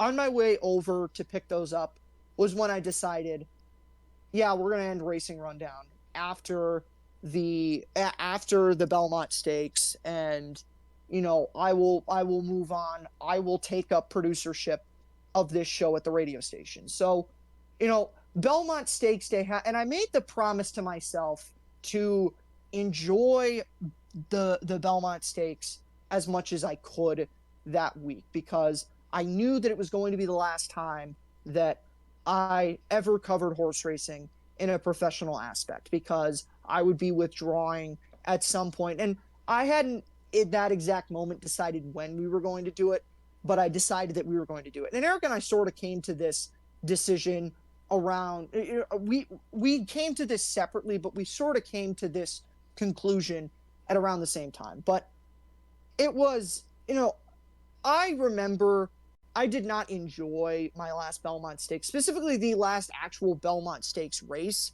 as much as I probably could have, because Andrew, you were there with friends. I was a nervous wreck in the lead up to the Belmont Stakes because everything that had happened throughout the course of that year. And if we're being completely honest, if you had given me foreknowledge about the events that were going to happen at Saratoga, I probably would have had a heart attack, because the last thing that I wanted was, I was there with 4 people from the radio station. The last thing that I wanted was for something to happen during the Belmont Stakes.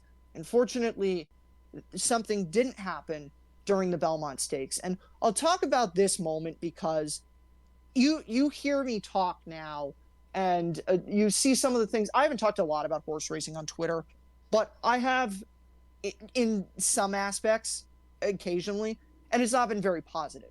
And so I give off the indication that I hate horse racing now, and that's not the case.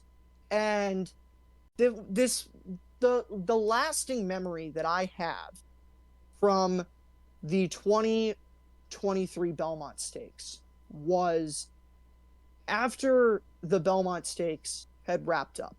We went down, we being the 5 people from the radio station, we went down to the paddock in front of the walking ring before the final race on the card. I think it was race 13 because the Belmont Stakes was race 12. Whatever it was, we went down there for that. And I was at that point kind of running everything through my head of like, this is the last time, thinking about everything that I had done over the course of my involvement in the sport. And we were shooting a video. We were going to shoot a video for our social media. It was like a Belmont Stakes result, like recapping the day and signing off our on-site coverage of it.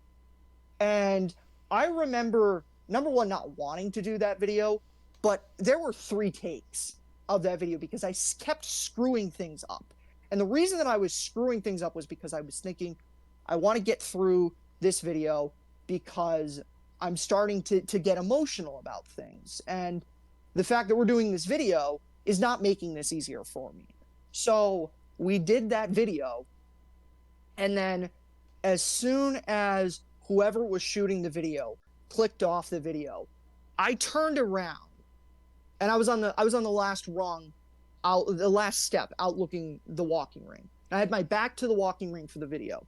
I turned around and I just looked out into the paddock, and the horses were still circling there for the 13th race. And everything from even before I started doing Racing Rundown through all the stuff that I had done for both Racing Rundown, the radio station, everything all just hit me at the same time. And in that moment, I just put my head down on the rail of the rail of the walking ring.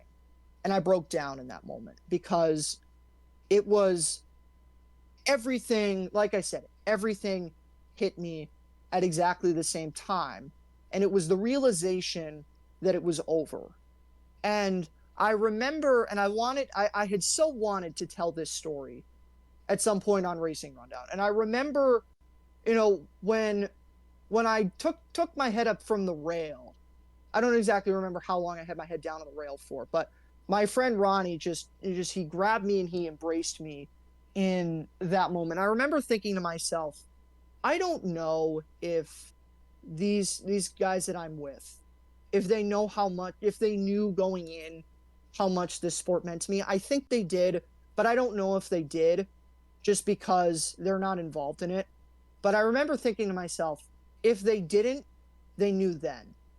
And obviously I, in this moment, didn't know what was going to happen in the 13th race. And we didn't watch that happen. And I don't think about the 13th race at Belmont because I wasn't there for it. And the lasting memory for me is that moment when I sort of had the realization that, the professional aspects of horse racing was over.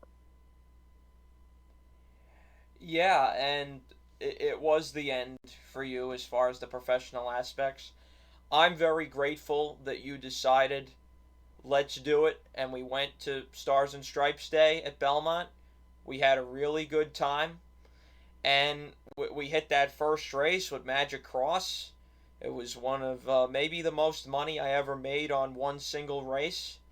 We saw Farbridge win, who we'd been touting for months to win the Belmont Derby or to be a successful 3-year-old turf horse. So that was a great day. Even though I got nosed out in the last race, that was great, which wound up being the last race that we both will have seen at the old Belmont Park.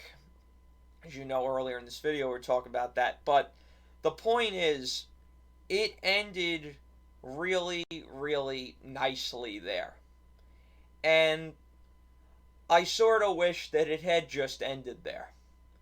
And that For me, it was supposed to end that yeah, day. I know. I'll let you finish, but Yeah, I'll throw that out there. and for you, it didn't. I sort of decided I was going to the Travers. I don't know, around June-ish, and it was maybe after the Belmont. I mean, of course, the thing that happened Belmont Day just bothered me for quite a bit, but I knew that most of my friends were going up there, and I wanted to see them. Plus, it was something I'd never done. It was interesting. That I thought the 3-year-old picture was pretty interesting at that time. Even though they weren't good horses, I thought that maybe they were at least even in quality, so we'd kind of learn a lot about them as the summer went on.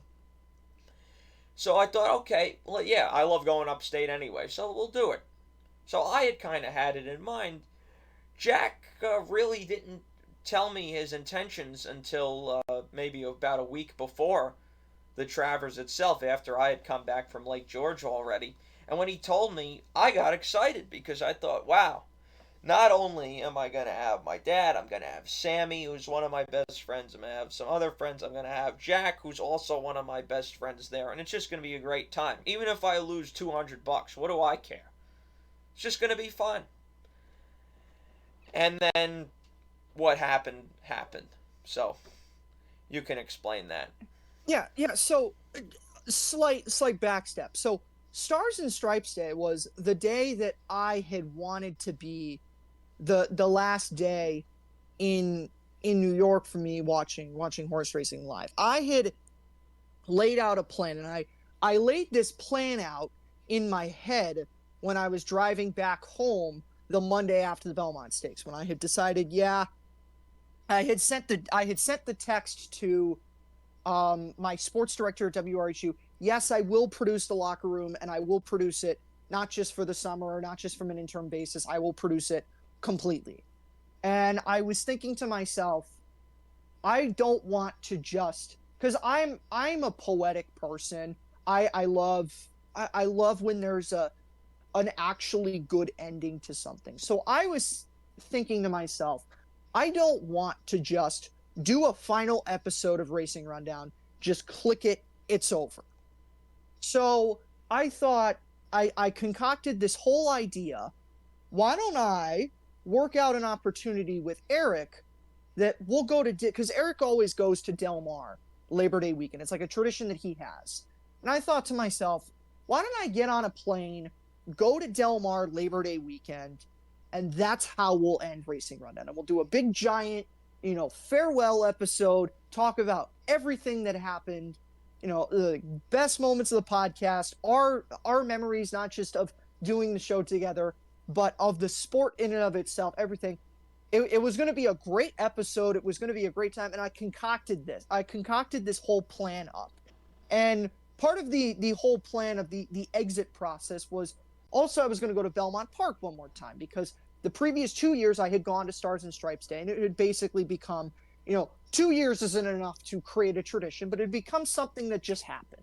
So Stars and Stripes Day was supposed to be the last time that we were going to go to the racetrack, myself and Andrew together. And I remember you guys had that plan to go to the Travers, and I don't know whether it was both. I mean, you probably asked me, but you knew that I really didn't want to go, so it wasn't like big pushing for me to go. But Sammy was asking me if I was going to go to the Travers, and I did not want to go to the Travers, because the only thing that I wanted to do for the Travers was, the other thing that I wanted was to have like a final normal episode of Racing Rundown, of just Eric and I picking horses. The way that I was calling the episode was Racing Rundown, as it always was.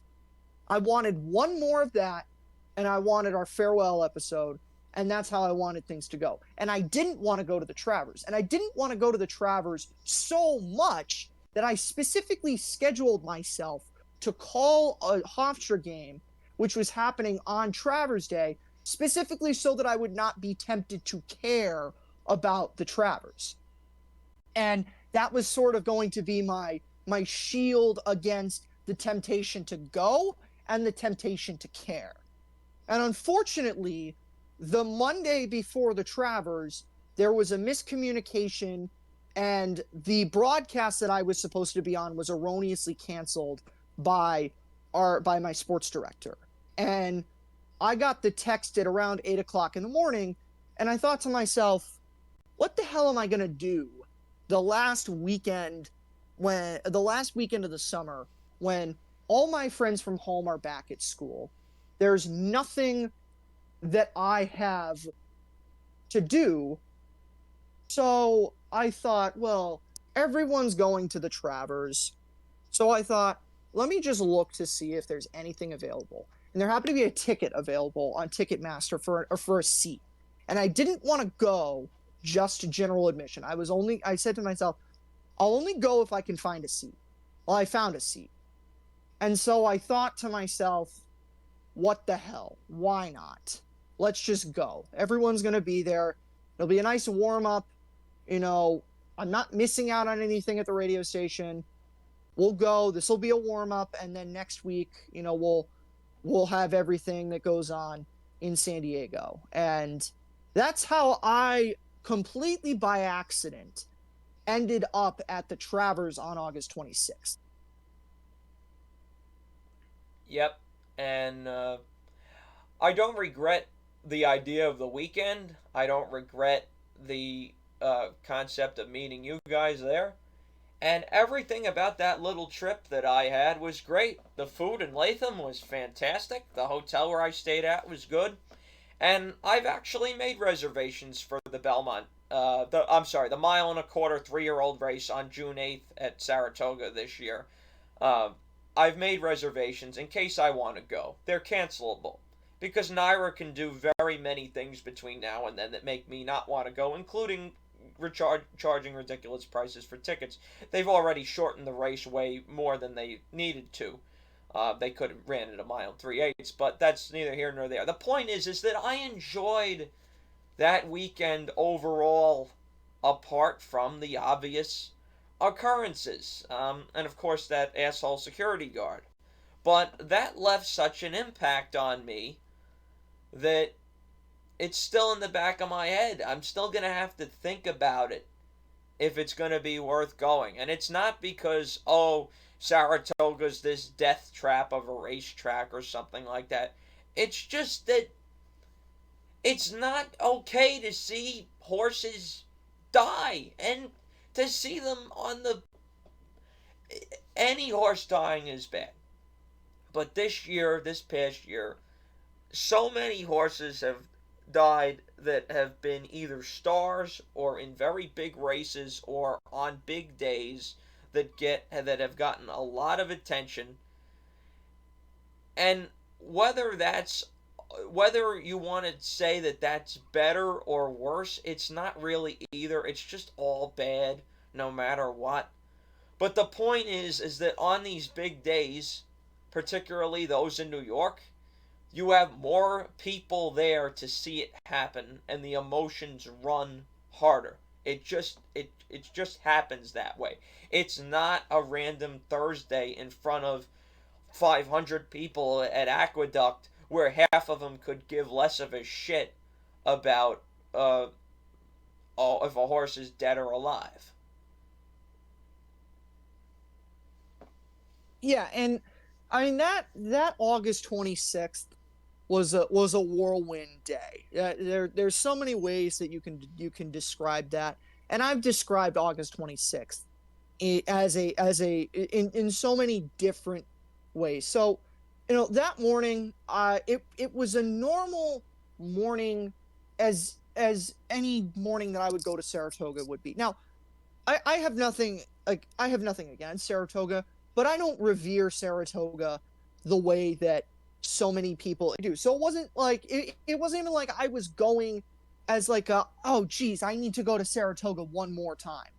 It was I'm going because I know people who are there, and that's why I'm going. And so but I will say I was excited for it because and I'll talk about this more a little bit later, but the passion that I once had for horse racing, I still see it sometimes, and it can still come out. And it was out that week because Eric and I, as I said, we did that final podcast. We made picks for the races, and it was like I was excited for this because it was another chance to do something that I had done many times before. And I know on my way to the racetrack, I remember stopping to get gas, and as my car was filling, I remember saying a prayer that everything was going to be okay today, that nothing bad would happen. And obviously that prayer was not answered. And so, we get to Saratoga, normal first part of the day. And then the first incident happens. And Andrew and I know we both looked at each other and we were like, come on, this fucking organization can't get through one day without something bad happening. But I remember, because you and I can always see the cynical aspect of it.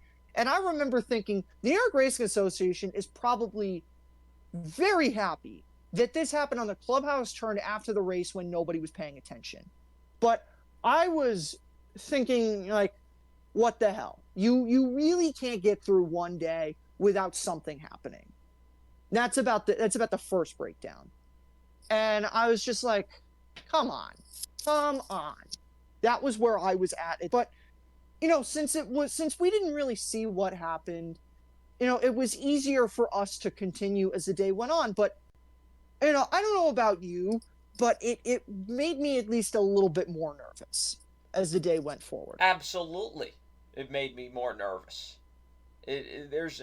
I also had in the back of my head, well, and this is a scary thought, and this says so much of what's wrong. But okay, maybe today's incident happened. Maybe that's it. We Yeah. were due for one, and that is just.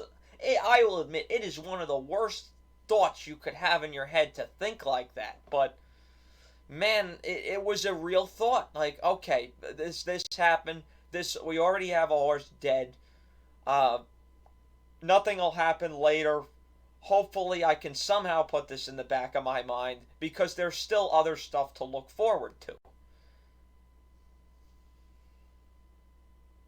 Yeah, and unfortunately, we weren't able to do that. So right before they were about to go on, I don't exactly remember what portion it the typical 10-minute down torrential downpour that is common up in the Adirondacks came, but it came before they brought the horses out from the walking ring, I think. Maybe correct me if I'm wrong, Andrew, but I think that's about the proximity of time when that happened. Yes.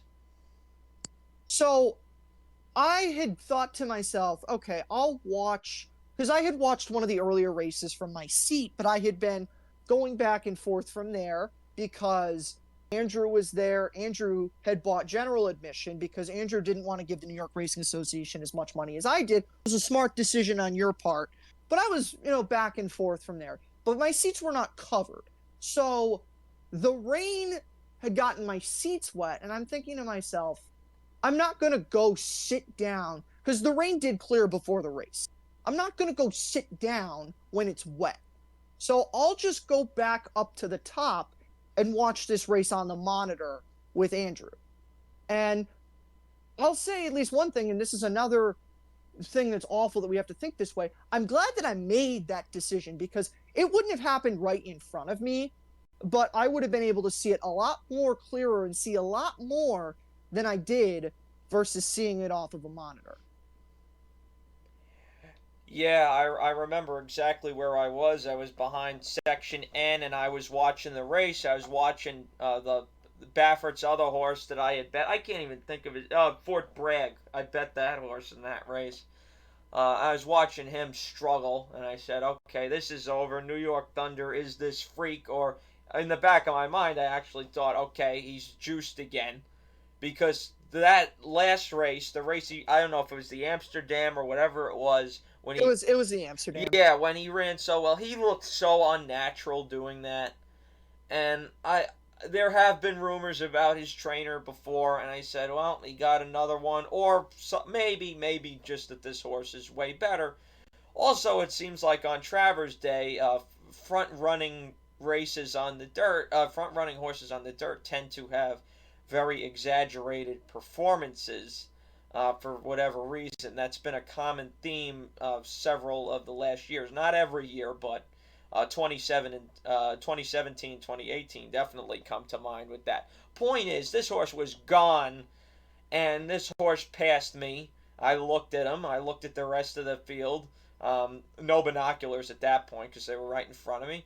And the crowd was pretty thick, and I was standing behind the kind of rail behind the last row there. So after I don't know about 2 seconds of the horse being in front of me, I looked up at the screen, and it was about I guess maybe 2.5 to 3 seconds after that. So about 5 seconds after I saw the horse, that I saw him break down. And the first thing I did, besides either screaming or whatever I did, was I turned around and I looked at Jack. And Jack, you didn't say anything, you didn't do anything, you just had that look on your face that, holy shit. This Yeah. cannot be happening. And you got mad, but I got mad sooner. I kicked the trash can. I almost knocked it over. I had some guy look at me, and I said, "A horse just fucking died." I think that's an appropriate reaction. And that's how I felt. And afterwards, I got less animated because I thought, so this is how it's gonna be, huh? This is what I've chosen to live with.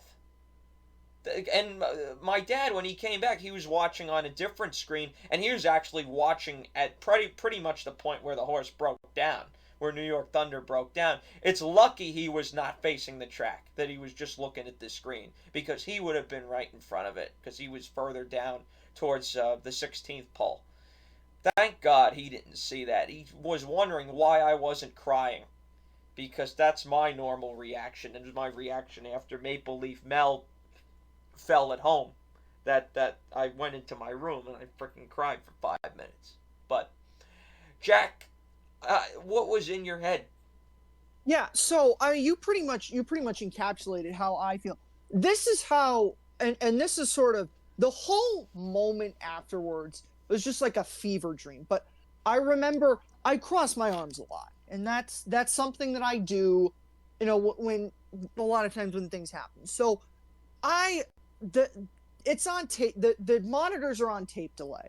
So I heard the reaction from the crowd before I saw what happened. But it was like the split second I hear it, and I'm thinking the quick moment that I had to think before I saw what happened. I was thinking, "Oh shoot, what happened?" And then that happens, and what I did was I turned around and I took maybe 5 steps just backwards from the monitor, and I just shook my head because in that moment, Andrew's reaction was perfectly justifiable, and I remember that gentleman looking at you too, and I'm thinking internally annoyed at him for having the thought in his head, why are you reacting that way? I was annoyed vicariously, but I couldn't be angry in that moment. I couldn't be sad because I was just in absolute disbelief that this had just happened again. That's pretty much what you said you saw in me, because that's what was there. And then, as we went on, it was how do they let this happen? And when those questions come, that start getting furious, because obviously you mentioned Maple Leaf Mel had happened earlier, and this was pretty much the same damn thing, except it wasn't at the wire, it was at the 16th pole, where the hell it was. That doesn't matter. What matters is that it happened. And I'm just thinking to myself, how the hell does this happen again?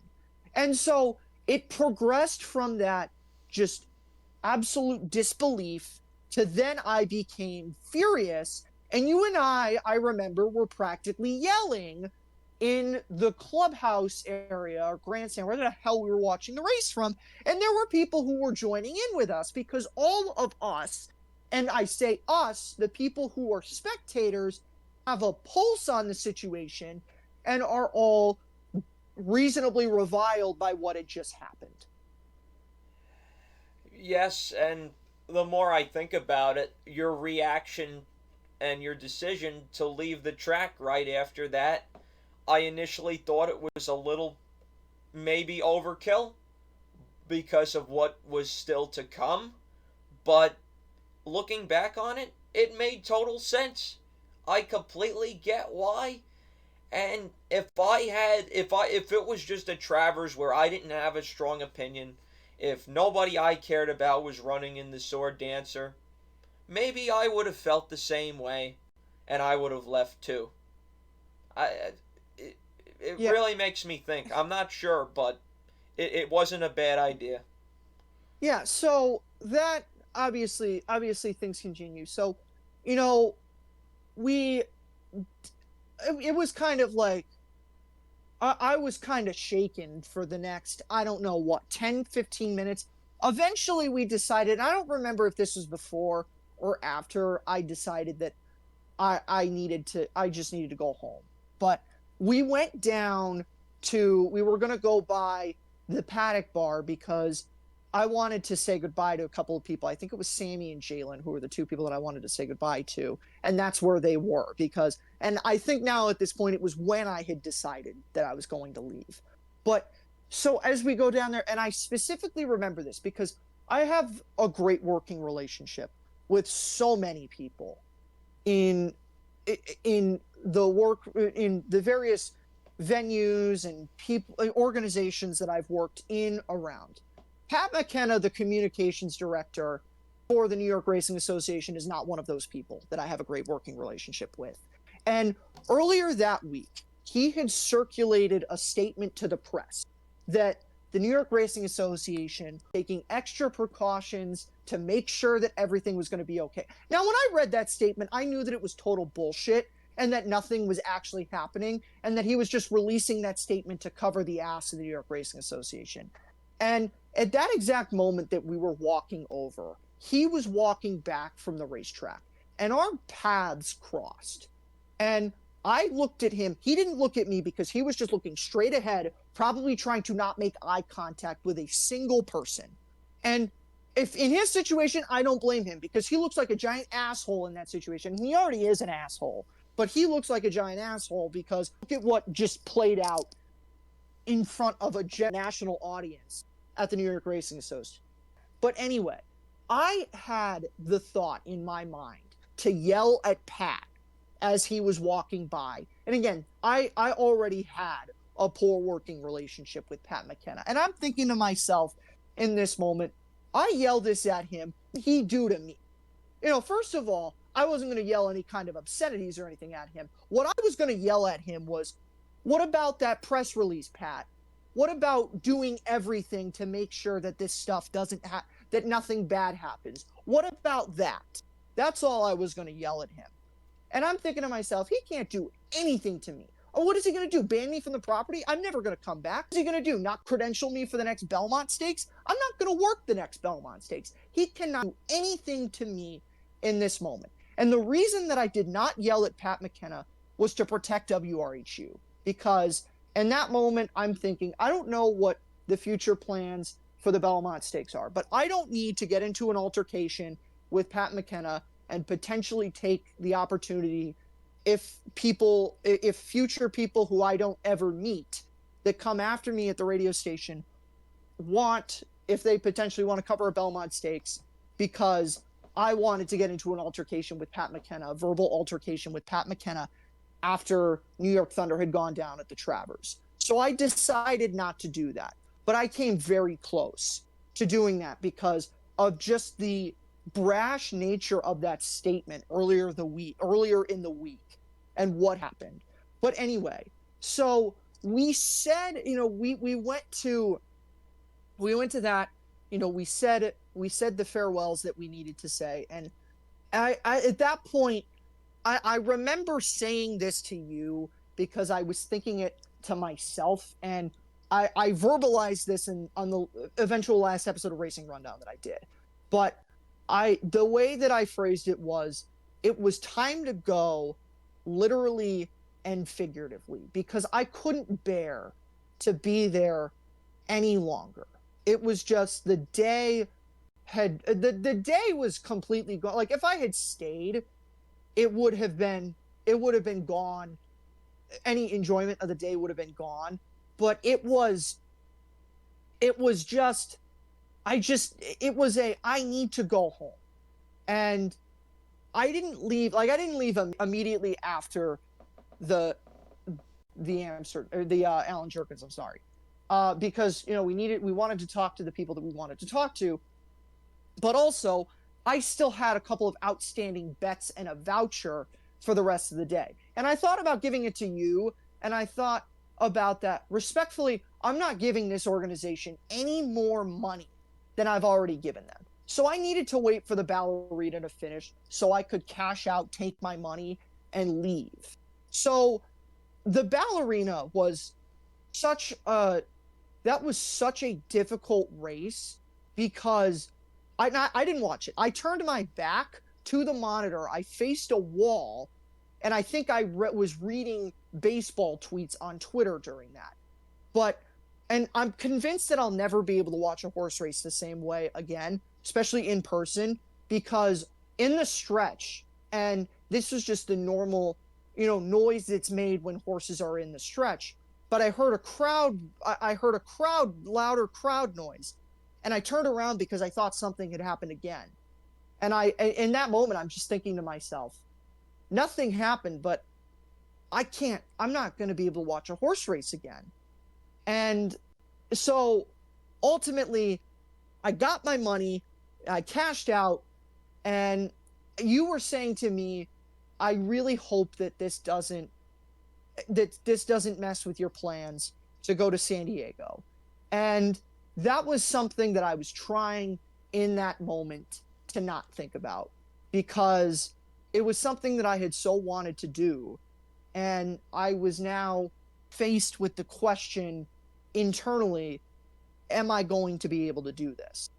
So anyway, so I make the decision to leave, and I said goodbye to you and your dad. And I'll talk about this. The walk back to my car, and for people who don't know, if you park your car at the New York race, if you park your car at Saratoga, it's a long back, not just across the street, but you walk back through the barn areas.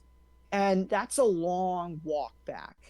And I have never wanted to walk faster, or a walk to end more than I wanted that one to, because I described this. I was completely broken at that point, and I didn't have the best shoes for walking fast on. So I'm walking as fast as I possibly can, just trying to get back to my car, because I just wanted to go home at that point. And I ultimately get back to my car, and I don't know whether or not I took my shoes off and put my sneakers on, or if I just needed to sit down at that point.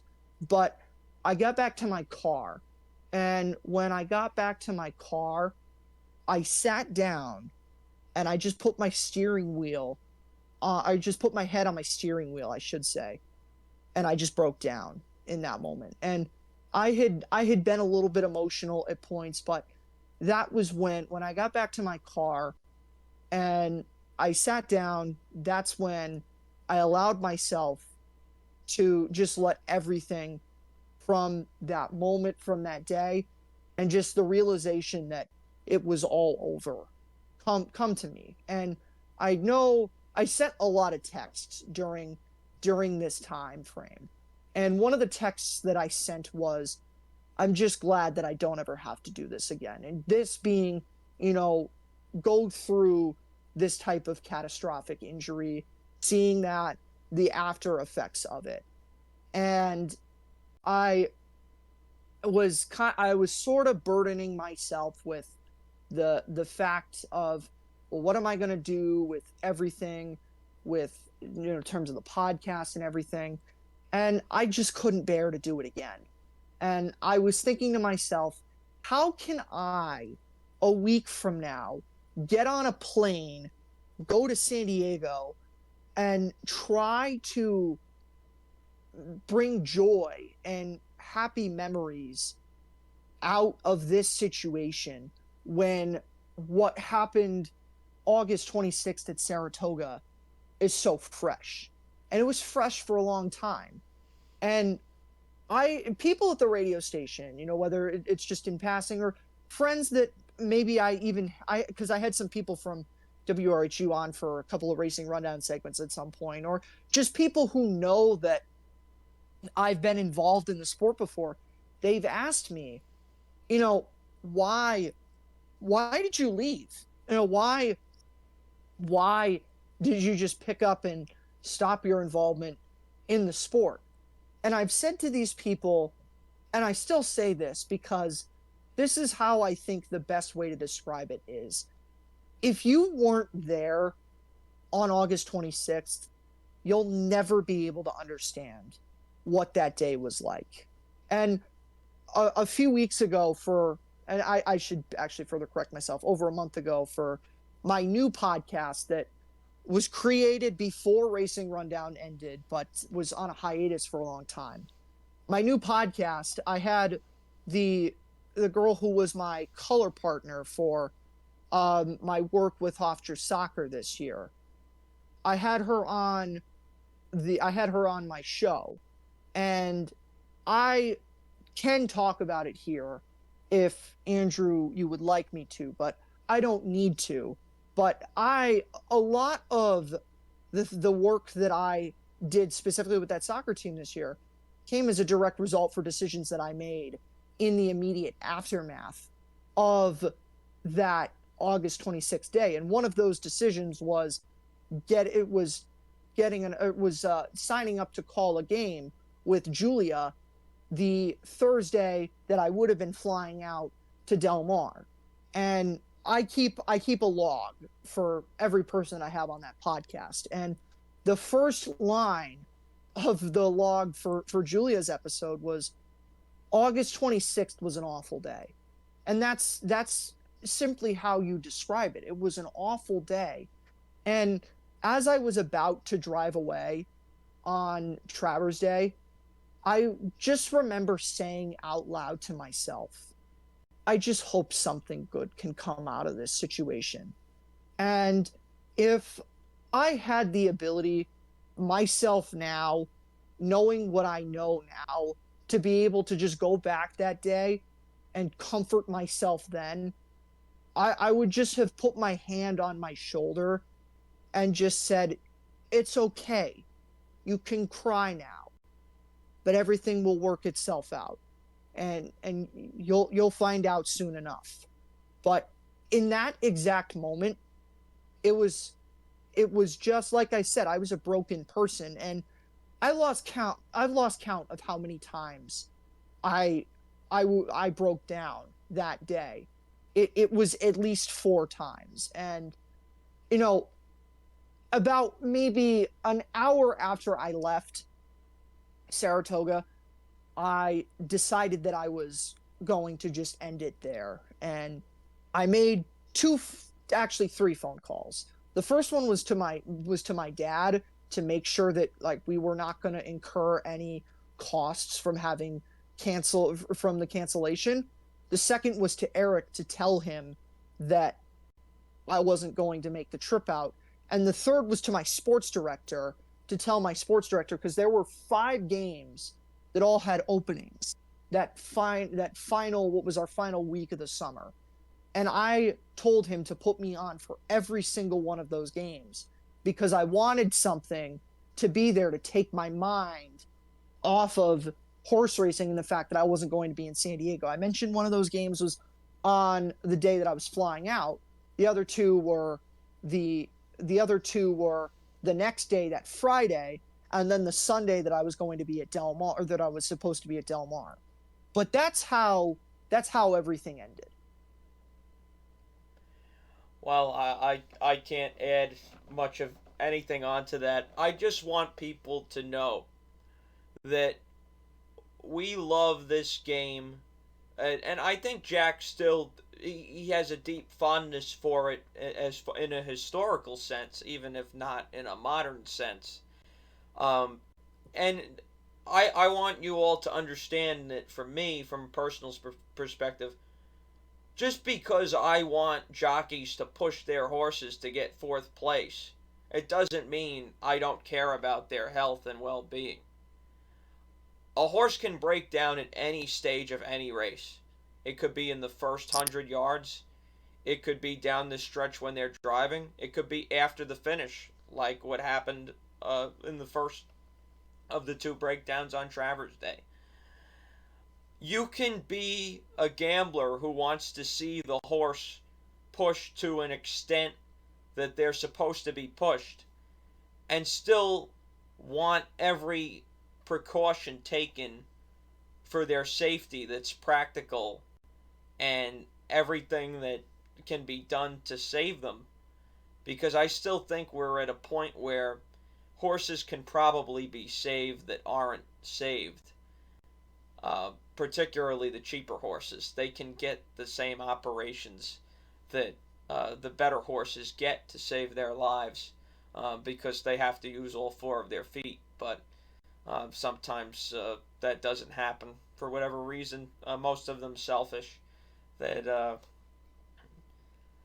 that whatever they use to justify it is, when that's making me very upset right now thinking about that. But I just want you to understand that we do care. You can tell 100% that Jack cares, but just know that I care too. And we're not every gambler is a stone-faced son of a bitch who doesn't deserve to love this sport as some people are. And I'll say this, like the decision in and of itself to end the podcast, to end Racing Rundown, it came before all of this happened, but it was not an easy decision for me to make. Ultimately, it's a decision that I'm glad that I made, and I do feel, and ultimately in a even in a micro perspective, I am very happy that I made the decision to not travel to San Diego, because I know if I traveled to San Diego, even though I would have gotten to see Eric and to have ended Racing Rundown the way that I wanted to, which I still regret that I didn't get the chance. I don't regret not doing it like at that moment, but I regret that it didn't get to happen the way that I wanted it to. But I'm confident that I made the right decision. And I backdrop that, though, because Andrew says I still have a deep fondness and a respect for the sport. And I still see it. And I see it in when I call games. I took lines from horse racing, and some of those lines I took intentionally because I want to remember the good things that the number one, the good times that I had in the sport, and the good things that the sport gave to me. Because I don't think I'm where I am today without the time that I spent in horse racing. I credit a lot of that to the sport. And I frankly, and maybe this isn't the right way to talk about this, but I don't care, because this is how I feel. I resent the people in horse racing that created the circumstances which ultimately forced me to have to make the decision to leave the sport. Because fundamentally, it's a sport that I do have a deep passion for. And I said this, I still see it. I still see it occasionally. You know, I talked a little bit tongue in cheek on the final episode of Racing Rundown that I did. The question that, and I referenced a specific question that I had gotten, and that question was, are you going to watch the Breeders' Cup? And the question was, or the answer to that question was, I didn't want to. Now, ultimately, the reason that I didn't want, the reason that I was hoping to not watch the Breeders' Cup was the women's soccer team in Hofstra that I became involved with this year and spent so much time with, and is my absolute favorite team that I've gotten to cover. If they had gone on to a championship game, they would have played that championship game on November 4th. And this was like at the absolute bottom of the reasons that I wanted them to play in that championship game. But a small reason that I wanted them to play in that championship game is because I didn't want to have to get sucked into watching the Breeders' Cup. Ultimately, they did not play in that championship game, and that's not a story for this program. That's a story for my other podcast, and that is a story that has been talked about on way too many occasions and will still be talked about. But I did watch the Breeders' Cup this year because it wound up being a Saturday afternoon that I didn't have a soccer game to do, and I got sucked into watching it. But I saw at least a little bit there, some of it still there. But the question has ultimately been posed to me before, and it will likely still be posed. Do you ever see yourself getting back into horse racing? Before August 26th, the answer was, I don't want to. You know, I hope that other venues provide opportunities, but in the right circumstances, maybe. After August 26th, it's an outright no. I don't want to go back. And there's it's more than just what happened on August 26th, which is why I don't want to go back. And we can talk, if you want to, Andrew, we can talk more about, specific things that I can point to that I see, issues that I see, people compromising the breed in terms of, breeding it, the general lack of a thumb for public consciousness of the sport, which I think that the sport doesn't grasp the fact that the general public does not view them in an overwhelmingly positive light. All of that stuff, all of the external factors that I see, I no longer see horse racing as viable. And initially it was for a longevity slash survivability decision to leave horse racing. Now it's I enjoy covering the sports that I cover now more than I ever did enjoy horse racing, and they've brought things out that horse racing simply never could. Like I referenced a little bit earlier, that softball team, that something like that does not exist in horse racing. And you can argue with me that it does, but not in that manner. So the answer is now an outright no, but that doesn't mean that I don't see things. And a couple weeks ago, when I realized that something, and I forget exactly what had come true, but something had come true, I texted Eric. Oh, wow, looks like we were right about this the entire time. And it was something that we had said at the very early portion of the year, and we were proven right on. Big surprise again. And I texted him, I get really pissed off when I think about what we, in terms of Racing Rundown, and us two could have done together if the circumstances had allowed it to. So frankly, to describe it, once again, I resent the people and the aspects of the sport that created the circumstances that ultimately, you say, well, you left on your own, so you can always choose to come back. That's not so simple. And I laid that out. It's not so simple. It's not simple at all. I don't need you to really discuss much of anything else, because you laid it out. And we're also, by the way, we're approaching over 2.5 hours on this show. Not for your part, but if you add my part onto it, we're approaching a long time. I think people get the point by now, but there's one more thing I'd really like you to talk about. And even if it's just 5 minutes, because I did bring it up in the early part of the show when I was introducing it, and you've mentioned it in passing several times. And I know how it works. I know how it's worked over the last about 20, 25 years. But you can explain it so much better than me. Talk a little bit about the breed and what we've seen and how it's changed racing and how I believe it's made horses, despite you'll see that the rates are low, made horses more fragile and more susceptible to maybe not more susceptible to injury, but definitely not able to run as frequently as they used to. And I shouldn't say not even able, but giving their trainers the impression that less running is better. They run less in their careers, they run less number of times per year. And just overall, I think the number of good horses per year has dropped off significantly in the last 10 years. Had some stars, but those star-studded handicap divisions of yesteryear, for example, are gone. And I don't know if they're really going to be coming back as distances get shorter and we care more. I shouldn't say we, they, the breeders, the industry, the sport, whatever you want to call it, care more about brilliance and more about sales works than they care about long, successful careers on the track.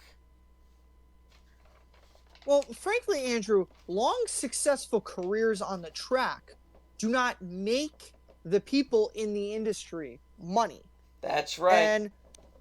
And the every sport has become there's business aspects in every sport. But I'm going to argue that the business aspect in horse racing is the worst of any sport because, okay, baseball. Your favorite team doesn't re-sign doesn't re-sign their best player. Okay, you're mad because that player's not going to be playing in your market anymore. But if you enjoy the sport and you enjoy watching them play baseball, you will still be able to watch them play baseball. What's different about horse racing is when careers end, or I'm sorry, when business decisions are made, they end careers. I talked about Flightline. Flightline was potentially the best asset that this sport had seen in 50 years. I say potentially, he wasn't, because you can point to Triple Crown winners, you can point to Zenyatta, but you could have created something around him. And Andrew and I differ. I do believe that Flightline was the type of horse that he was so fragile that he could not run frequently. But that does not mean that Flightline should have been, and I do not give a pass to I'm sorry, not Tom Ryan, to Terry Finley and anybody else who had a part in the decision to retire that horse early because of that. You could have run the horse 4 times and still had him on the track more. At the end of the day, Flightline, and I'll point to other horses, Flightline, early voting's a lot less good as him. But why did early voting get retired? You take a look at the name that's in his pedigree. He's a son of Gunrunner. He ends up in the breeding shed because Gunrunner's been throwing so many good runners, but Gunrunner simply cannot meet the desires and the demand for breeding from him. So what that will do is that will lead people to have to look into other aspects. And Coolmore wants a part of that share, by the way. They want a piece of the pie of the money that comes from Gunrunner. So that's why early voting is retired. Archangelo is another perfect example. Archangelo is a little bit different because and it's not because of the fact that they announced that he was retired with the injury that he had. Archangelo is the son of Arrogate. And of course, everybody knows that Arrogate is no longer alive anymore. And that is why Archangelo, frankly, is not running anymore. Because the individuals who are breeders, they see that they missed out on hundreds of thousands of dollars of Arrogate stud money. And, breeders, they see that they missed out on the potential to have however many good runners a year Arrogate was going to flow, blah, blah, blah, all that stuff. And Archangelo is one of the few intact, alive sons of Arrogate, because the other really great son of Arrogate, trained by Bob Baffy, big surprise, was Cave Rock, and Cave Rock is no longer alive. Another one of the best offspring of Arrogate is Secret Oath, and just by biology, there's a limit to the number of horses that Secret Oath can produce, and obviously everybody knows the reputation that race mares have of their offspring. But anyway, Archangelo has I think it was a bruised foot or something like that. It was something, whether it was that or it was something soft tissue. It was minor. It was not career ending in the traditional sense, but it was career ending because the powers that be in the breeding industrial complex can look at that and they can say, great, awesome, this is our opportunity to take this horse and bring him to the breeding shed. And when you have something small like this, it's great for these breeders, because then they can turn around and say they're taking care of the best interest of the racehorse, and then they all of a sudden can claim to have the moral high ground, because you can't criticize us for retiring the horse because we're just doing what's best for the horse. And I'm so sick of people in this industry hiding behind the excuse of we're doing what's best for the horse. And Terry Finley and company, I don't think specifically ever did that with Flightline. They hid behind instead he's all that would possibly ask him to do, blah, blah, blah, that bullshit. But if they ever did that, you can defeat that argument immediately by saying, okay, well, if that truly is the case, then why did you bring him back after he had his initial injury after the Malibu? And that So it's all that. And it also boils down to, we had, I can't say we because I'm not in horse racing anymore, but horse racing had the annual gnashing of teeth that comes from the Graded States Committee. And frankly, I don't care about, the specific aspects of, okay, these races were downgraded, whatever. So I'm not going to be watching horse races in 2024. So I don't care.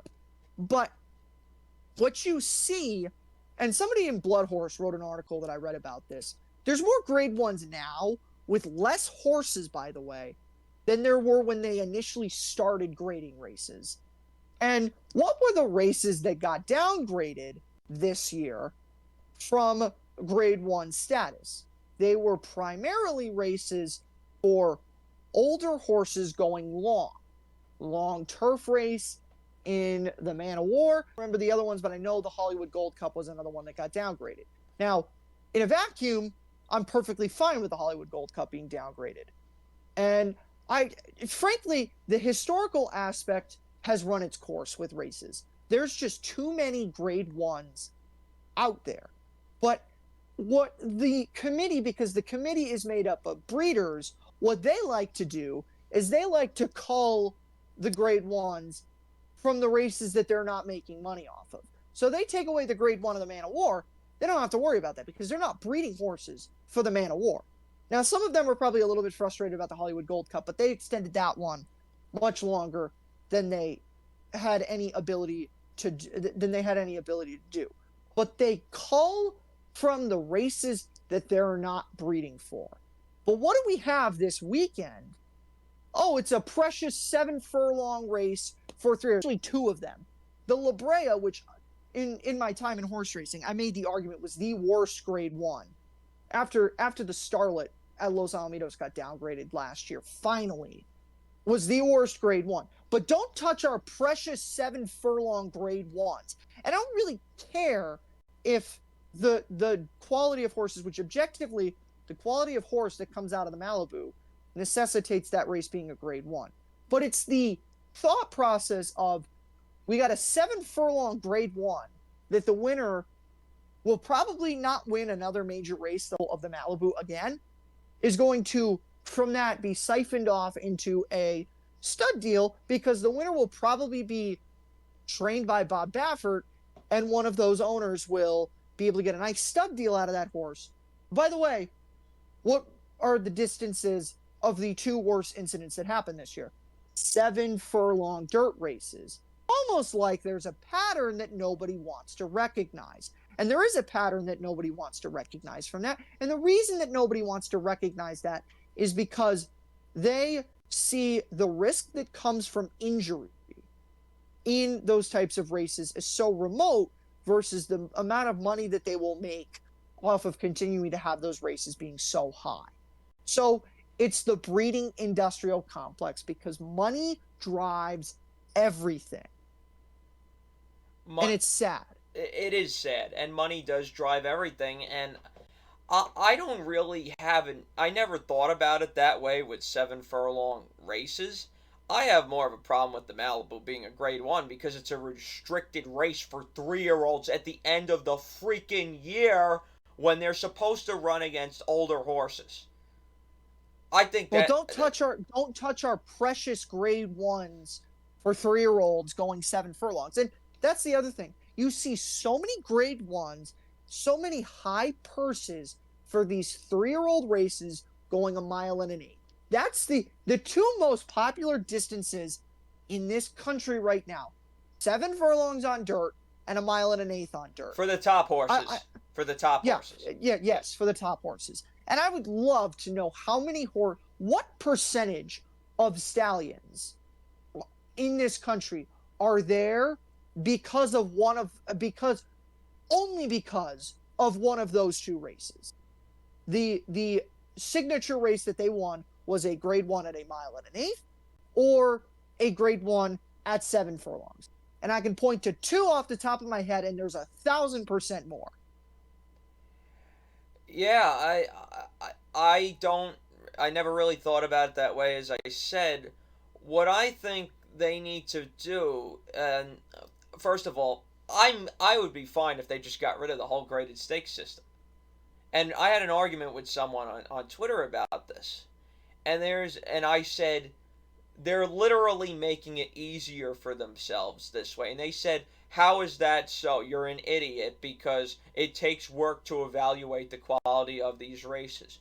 No, it takes more work to actually analyze the quality of a race after it's done, like we handicappers try to do before the next race. We try to figure out what a horse has done in terms of how good they are based on the trip they got, the times they ran, the performance, the visuals, the biases of the racetrack. Did they get cut off? Did they have a bad start? All these things go into determining how good a horse actually is. And yet you can just because, and I believe the grading is mostly meant for the breeding industry, as you said, you can just slap, oh, he's a grade 2 winner. That must mean he's a good horse. No, that doesn't mean anything. There are weak grade 1s all the time. There are strong grade 3s all the time.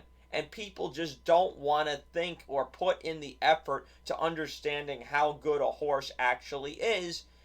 This, of course, relates to the Eclipse Awards, crowning wrong champions. We'll get there in the next article on the One Turn Route website when I make my 2023 Eclipse Awards picks. I don't want to talk about that in this video. Everybody who knows me knows how misleading the main route that most voters take is, and that they give wrong awards away frequently. But that's not really what's important.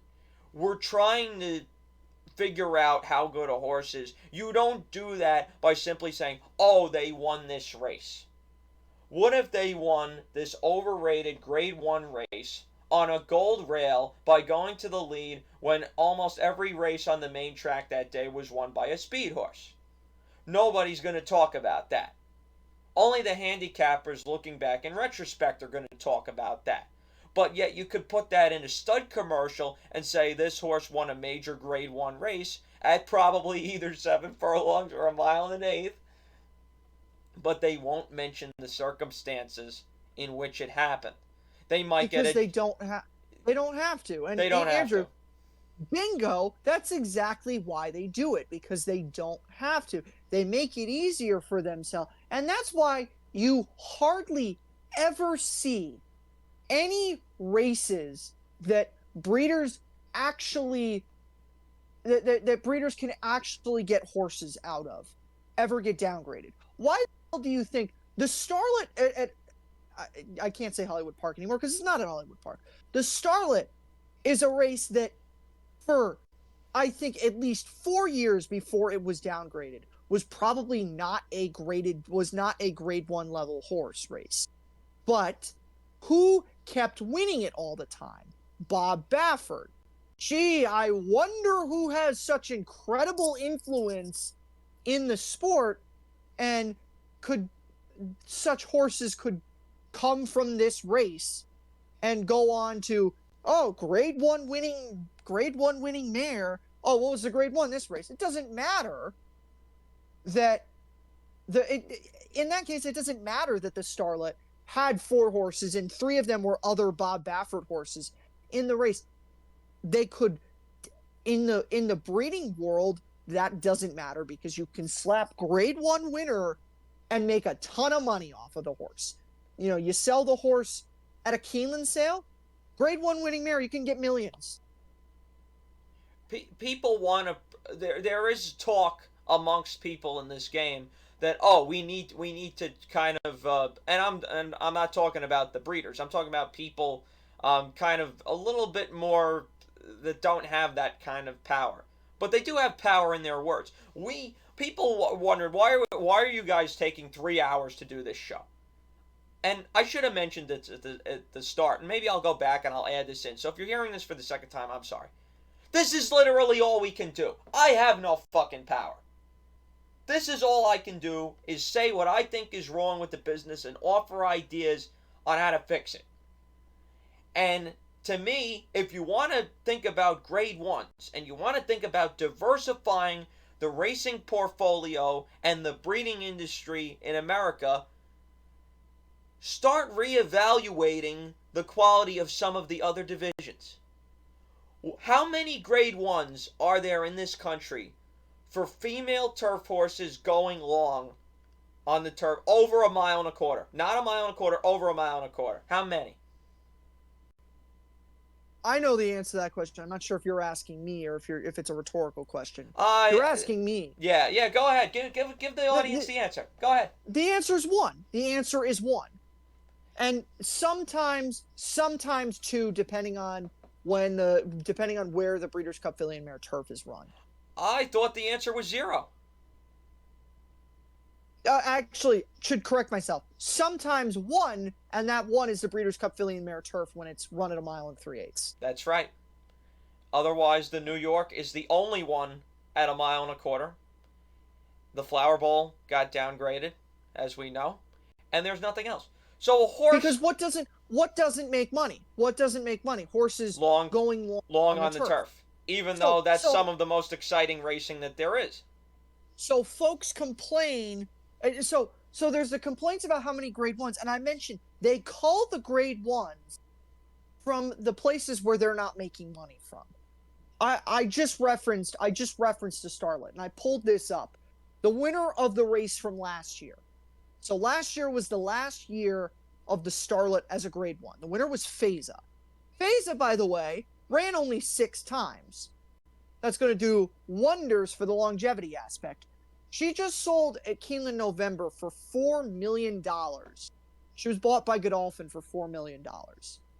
So that's what this amounts to. You will never see any of these. I would love to know what percentage of the grade 1s are restricted to 3-year-olds that are in the, whatever the number is. I think it's 97 grade 1s. Whatever the number are restricted to 3-year-olds. That is a really, really good question.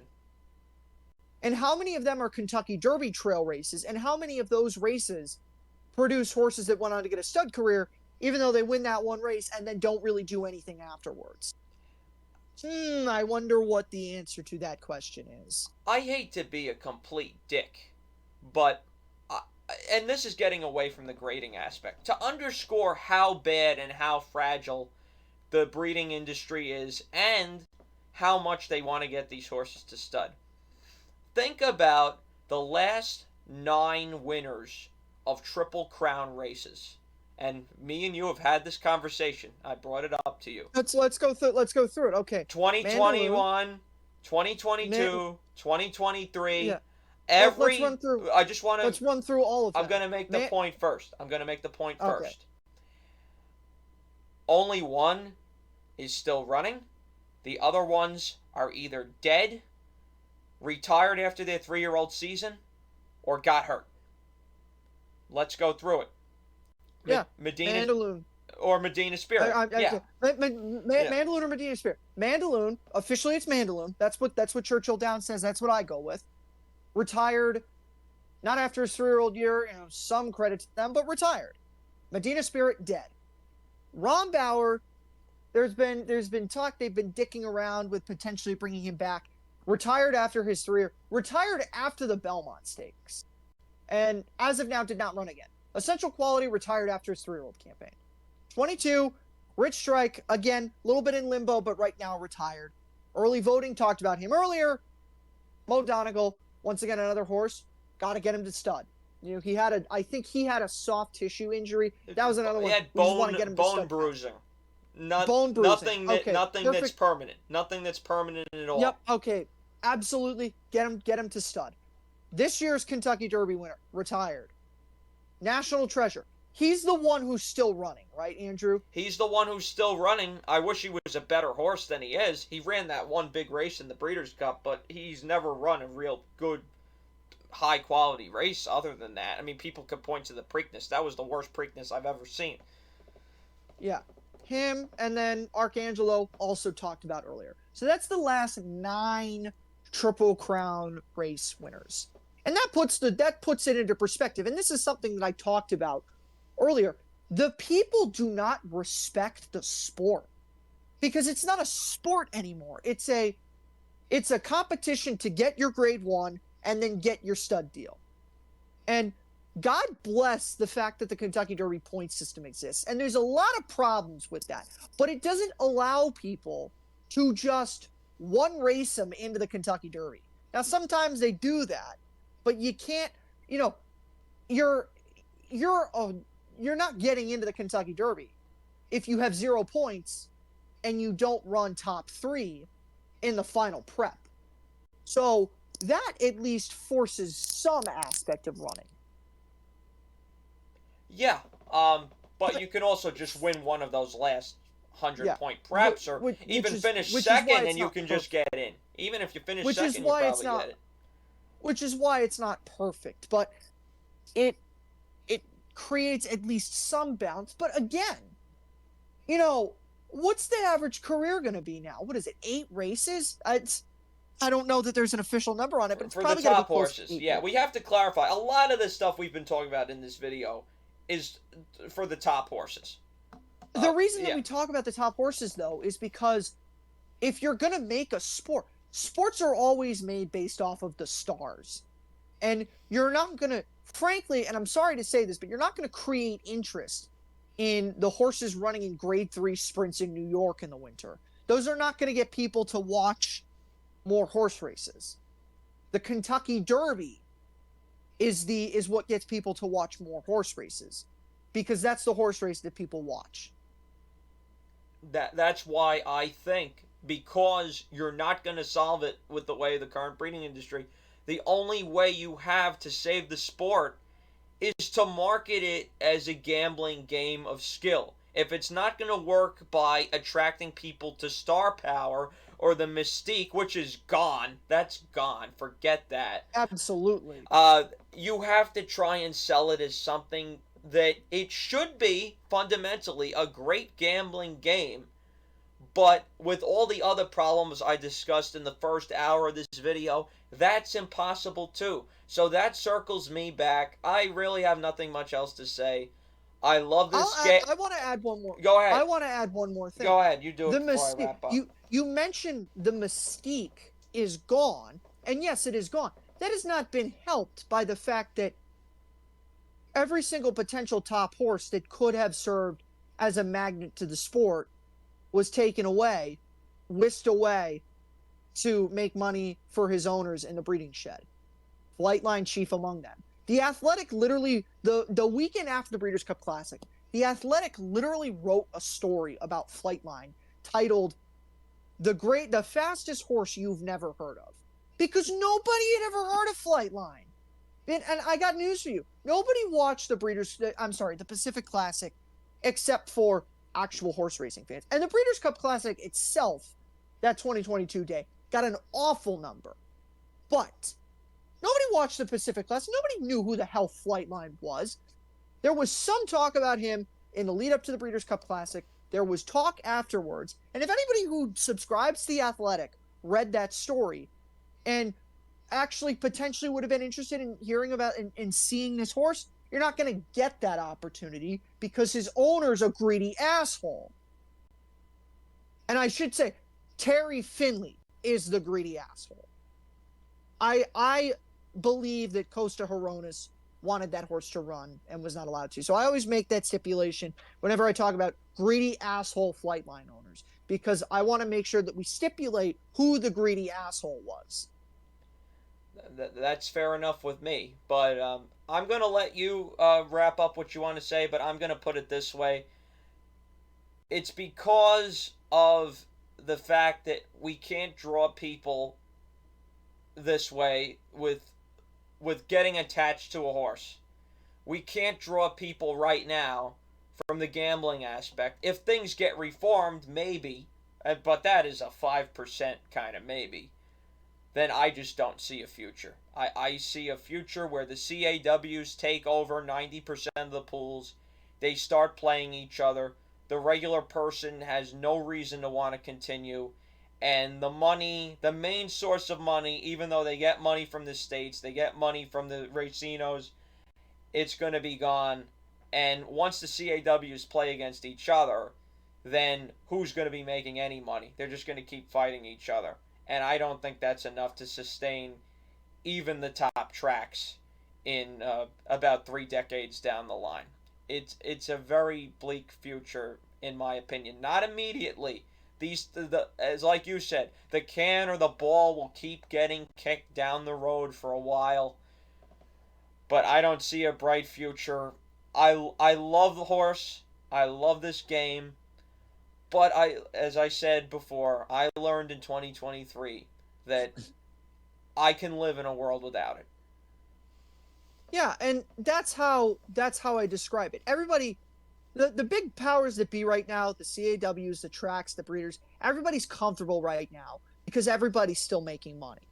And that's ultimately why nothing is going to change, because there's no interest for it to change for anybody, because it's working for the people who it needs to work for. And when I say it needs to work for, the powers that be right now, they control everything. And since it's working for them, and in their mind, they're the only people who it needs to work for. And they're in a vacuum, they're in their own echo chamber. So they hear constantly everything's great, everything's perfect. And this is something that I talk about, and I don't want to make this a political show, but this is what I talk about with politics and why everybody hates the establishment, but the establishment doesn't ever fix anything because it's working for them. And that's the same way it works with the horse racing establishment, because it's working for all of them. They're in their echo chambers, their friends who are fellow owners. It's great for all of them because they're making tons of money. The tracks are making tons of money. You hear all the time about record handle on all these big days at Saratoga and Triple Crown days, Breeders' Cup days. Meanwhile, you have tracks shutting down practically every single year, but those are bottom tier tracks that nobody at the top ever races at, and they don't see any reason to change things to fix the problems that are causing those to happen. And ultimately, that's why the lack of sustainability was the big reason why I got pushed out too, because I don't see a long-term future for horse racing. And if I don't see a long-term future for horse racing, I'm going to look after myself and go somewhere where I know that I will be, number one, where I will be happy, where I will be successful, and where I don't have to constantly worry about about the institution that I'm in destroying itself from within. And ultimately, I'll end on this. I've always said, you don't need to pass a single law to ban horse racing to get rid of it, because horse racing will kill itself before you will ever kill horse racing. I couldn't possibly say it any better than that, Jack. And I'm sorry we've come to a conclusion or thoughts like this, but I don't see much a way around it unless things substantially change. I do want to Yeah, thank you for coming on today. I know this video's probably, we're hitting the 3 hour mark now. I don't care. I feel it was an important discussion, an important retrospective of all the events that happened this year. But it really wasn't just this year. We talked about a lot of stuff that have kind of just come to a boiling point this year, or that it does seem like the racing public is waking up to the fact that these problems exist. But very much like us, they don't have a lot of the power, the people on Twitter that we talk to or look at or whoever, they don't have the power to do stuff. So in the meantime, I thought this was the best thing to do, to at least acknowledge that these problems are out there in a video slash podcast kind of setting, and get your thoughts, of course, as someone who was very deep into this game just a half a year ago still, and has decided, and I believe has made the right decision to go down a different path. I want to thank you for coming on, and I want to thank you for being my friend as well, and supporting me and my ridiculous gambling habits through the years of this game. And I wish nothing but the greatest success to you, uh, covering other sports as you launch what I believe is going to be a very successful career. thank you for those kind words. And yeah, I mean, it is unfortunate that things came to this level. And I'll say this one more time. This did not start these problems did not start in 2023.